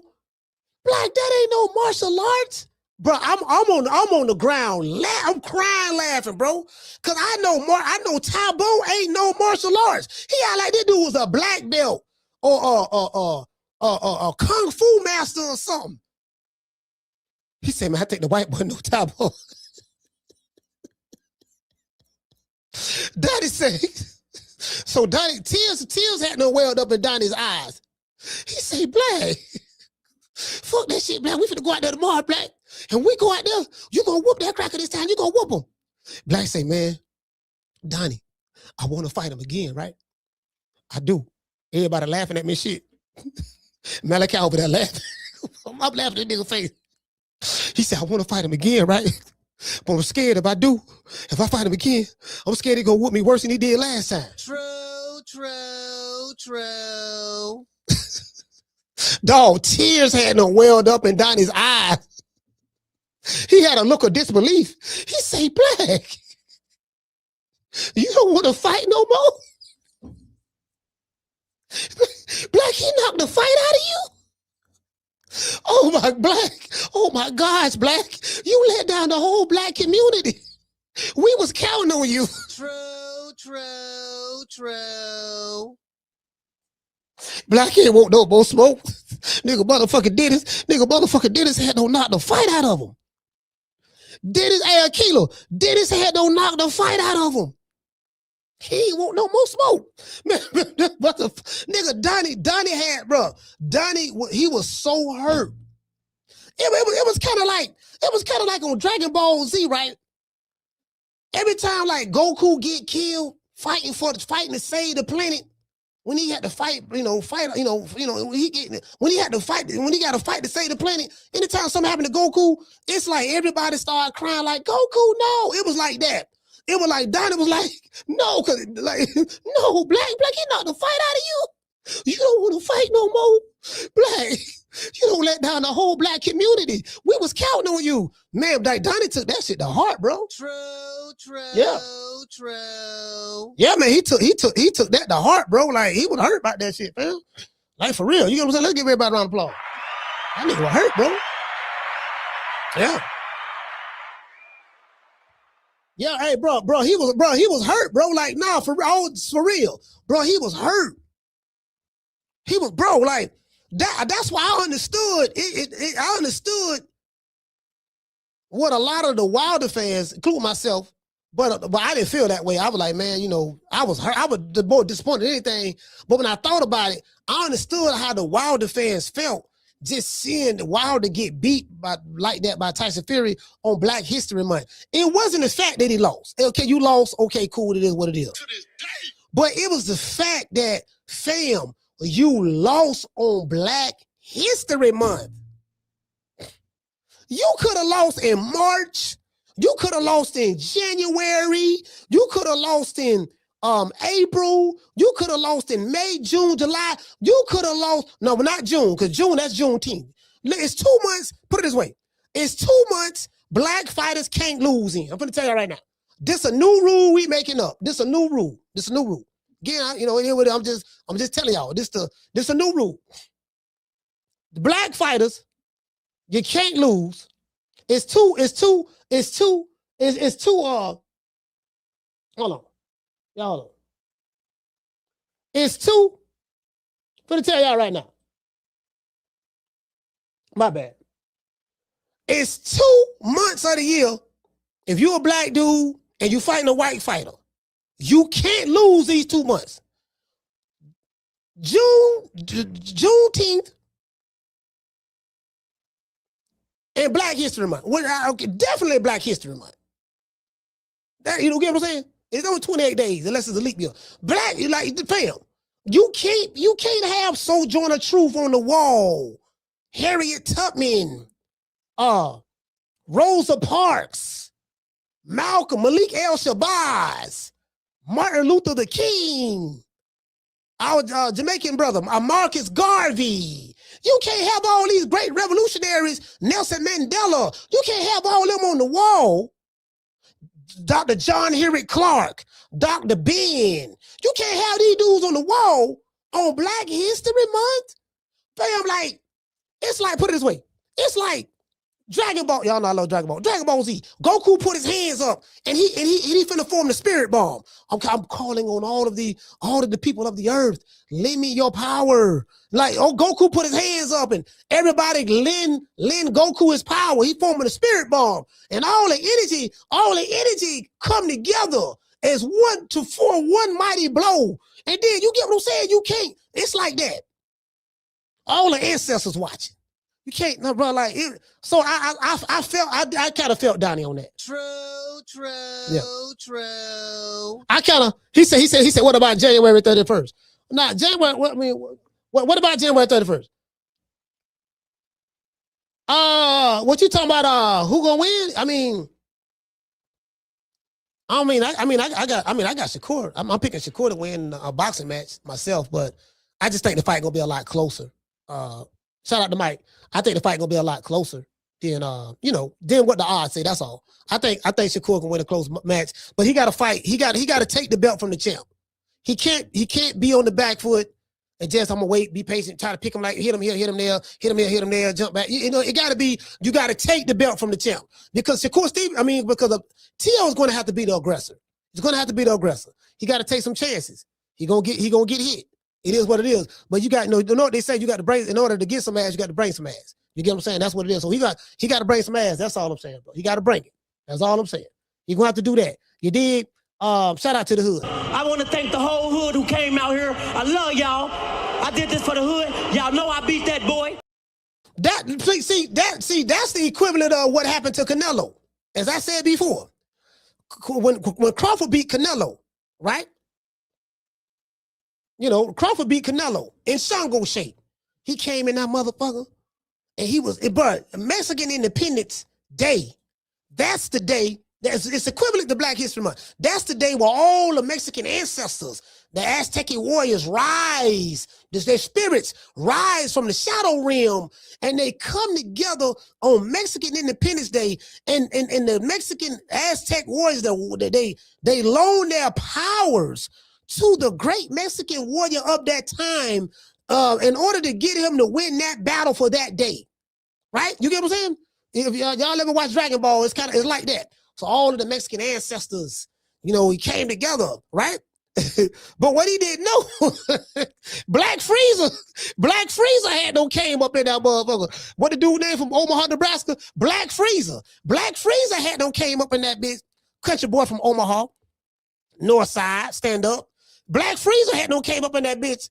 Look here, Goku, finna get your ass whooped today, dog. This shit, all that spirit bomb and all that shit you been forming. Yeah, it's shit over with, dog. I'm finna whoop your motherfucking ass today, dog. Like, I don't care, niggas. This is puto. Yeah, yo, puto. This is the Mexican Independence Day, puto. All of the ancestors are here. I can feel their energy, man. Look here, man. The ancestors can't fight for you. They can give you all the energy you want. The Mexicans can't fight for you this day, not this day. I'm telling you, puto. Puto is over. I'm gonna hit you with the Mexican Kamehameha. Yeah, the Mexican Kamehameha ain't gonna work today, dog. I'm finna whoop your motherfucking ass, dog. True. You finna be Krillin. You finna be Krillin today, dog.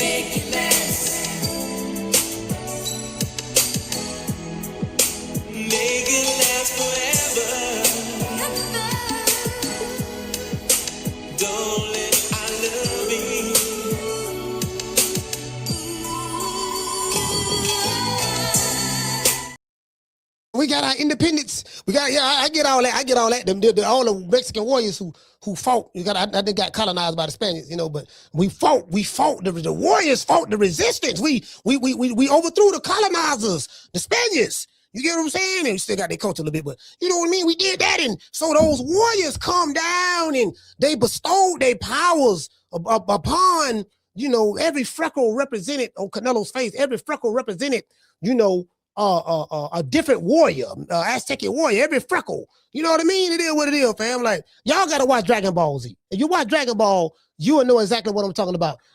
Shout out to hey, Tila. Black Freezer. Hey, Tila, Black Freezer. Hey, Tila. Bro, listen, I swear for God, when I was talking to Bud, I was sending him text messages right before the Canelo fight. I was giving him Dragon Ball Z references because he's a big Japanese anime fan and he watched Dragon Ball. Like, hold on. Let me show y'all some real shit. Hold on, before we wrap this up, I gotta show y'all. Like, I don't want y'all thinking I'm capping, right? I'm like, here you go, right here. Hold on. I'm gonna pull this up right quick. Let's go to the history. Where my history at? Hold on. go to my history right. I'm gonna show y'all what I've been looking at, man. You know what I mean? Show y'all what I've been looking at, man. Yeah, man, I'm kind of like, man, I'm listen, man, I'm serious about the Dragon Ball now. Serious about the Dragon Ball. Oh, wait a minute. What the hell? Whoa, what the hell is this? Let me try again.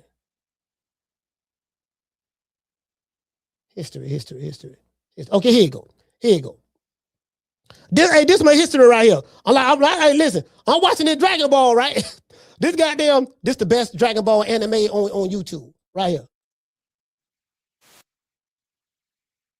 The Kaioshins, nigga, motherfucking goddamn Goku. Where Goku at? Where Goku? Nigga, motherfucking Goku. There's some Goku bleeding right there. Looking up at the sky. Yeah, man, this motherfucking Goku, man. He don't turn into the angel, man.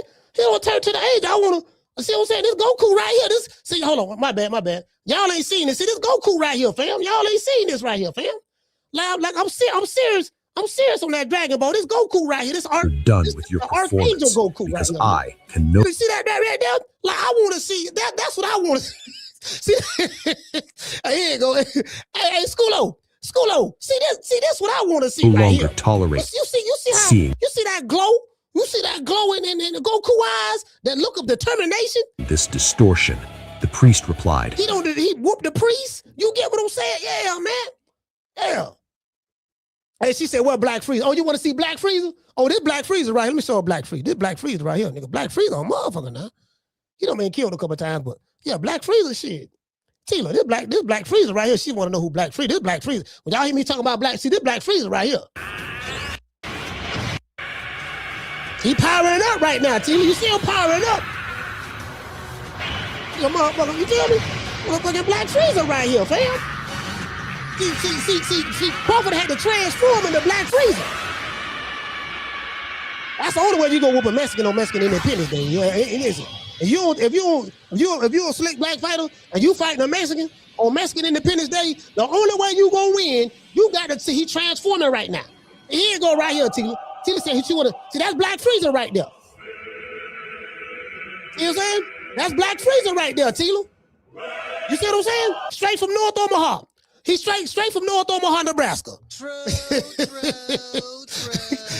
See, he transformed. See, you got Terrence Crawford, and then you got, he just regular. We got Bud, regular Bud. That's how that is, Bud. You know what I mean? He got to transform.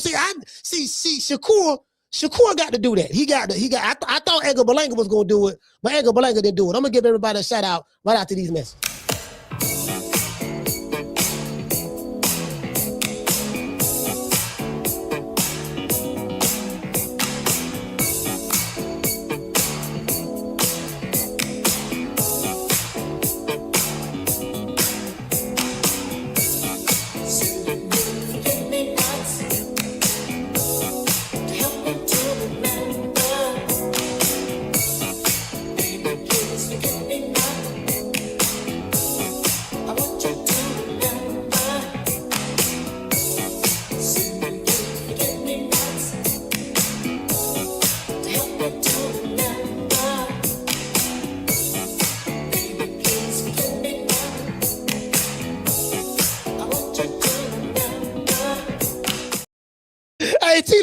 She said, yeah, I seen him down on 24th Street.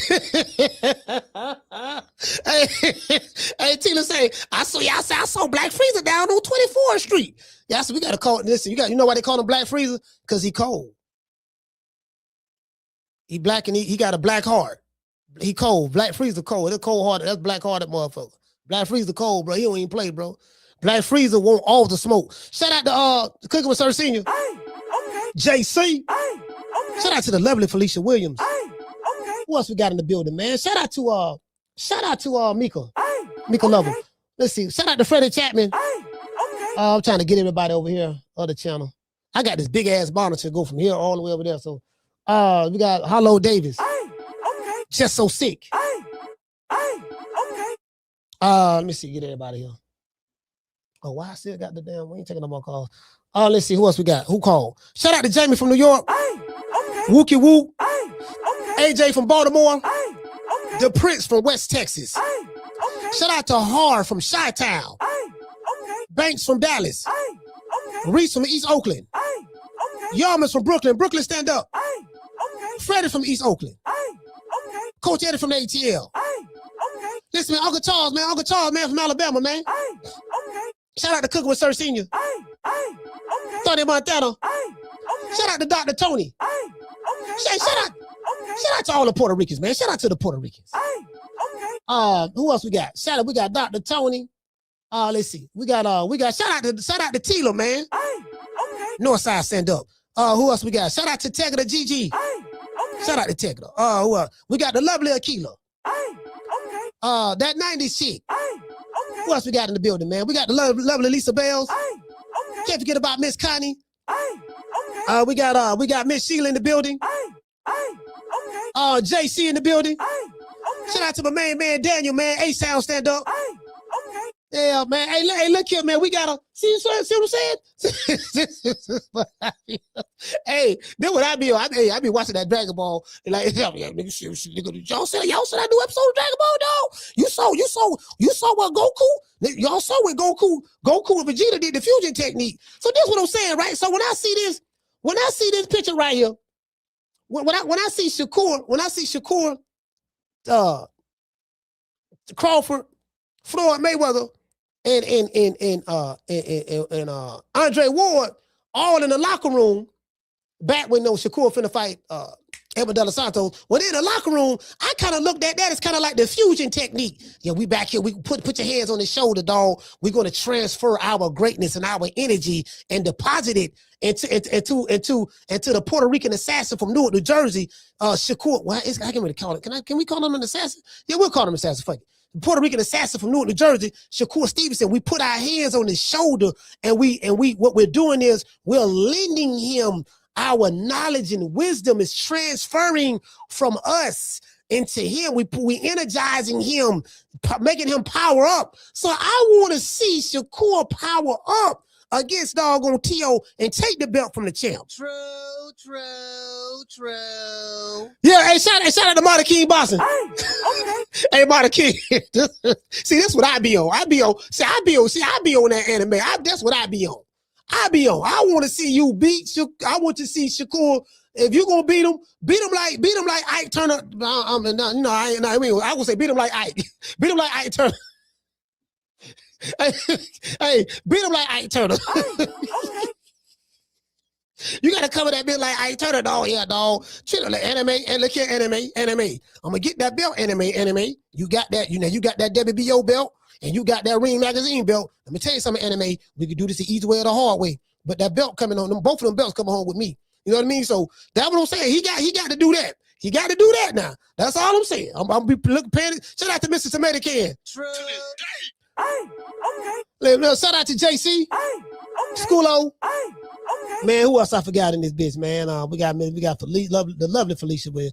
Yeah, I met Miss Felicia, man. She tell you, Felicia, beautiful woman. Listen, shout out to her husband too. I'm gonna smoke. Shout out to y'all. Tell our little nigga, look here, babe. Tell our little nigga when I see him.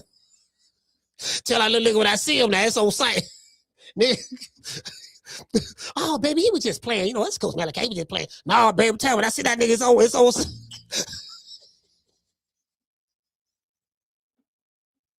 I'm just joking. Shout out to the natural. Shout out to Karma Serene too. Lady Shan. Lisa Bells, my sister. I think I got everybody, man. If I forget, shout out to the bar. I forgot, man. I'm trying to see some of the same names. Shout out to the natural. Hey, man, I'm gonna holler at y'all, man. Y'all know what time it is, man. TI is, man. I catch you guys on the next one. We're going live tomorrow at 3 o'clock. Much love to everybody, man. It is what it is, man. We got a good fight coming up this weekend. I'm real happy about it. You know, we like to watch the fights. We're going to go live for the small fights as well as the big fights. I'm not just going to go live when it's a big name fighter. Even if it's a small name fighter, we're going to go live for them because boxing is bigger than the big names. You get what I'm saying? That's the reality of the situation. I'll catch you guys on the next one. That's my motto. Don't meet me there, beat me there. Peace. Man, I'm out of here, bro. Let's go. Man, I'm out of here, bro. Let's go.